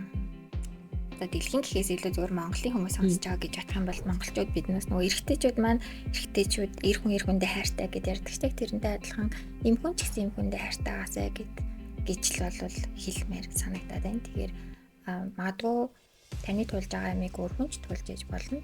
Эсвэл магадгүй маш хэцүү замыг тулж байгаа эмэгтэйч бас таны хайжууд байж иж болно. Тийм учраас би биендээ хайртай, би бинийгээ дэмждэг, би бинийг ойлгодог, хүлээн зөвшөөрдөг байгаасай гэж хэлмээр байна да. Тэг хүлээн зөвшөөрнө гэдэг бол маш чухал гэж боддог. Яг байгаагаар нь тэр хүний байгаа үсэнд, байгаа нүдэнд, байгаа одоо биеийн жингийн хэлбэр галбрыг нь тэгээд байгаа аашийг нь хүртэл хүлээн зөвшөөрөх нь хамгийн чухал. Тэгжээж бид нар илүү би биендээ хайртай дэмжлэгтэй нийгмийг л бүтээж чадна. Тэг хүлээн зөвшөөрч чадахгүй байгаа учраас бид нар би бинийгээ шүүмжилж байгаа, би биендээ дэмжлэг үзүүлж чадахгүй байгаа, хүчрхийлж байгаа, эсвэл илүү одоо хэцүү хүнд байдалд оруулж байгаа байж болцшгүй. Тэгэхээр хүлээн зөвшөөрөх гэдгийг л бүгдээрээ ойлгож нөгөө маск гэдэг шиг л хэрэглээсээ өөрийнхөө тоонд аваасай л гэж боддог. Тэгэхээр хүлээн зөвшөөрөгцөн хүн л хамгийн их гэрэлтдэг, хамгийн их аз жаргалтай, хамгийн хайр түгээсэн хүн байж чаддаг.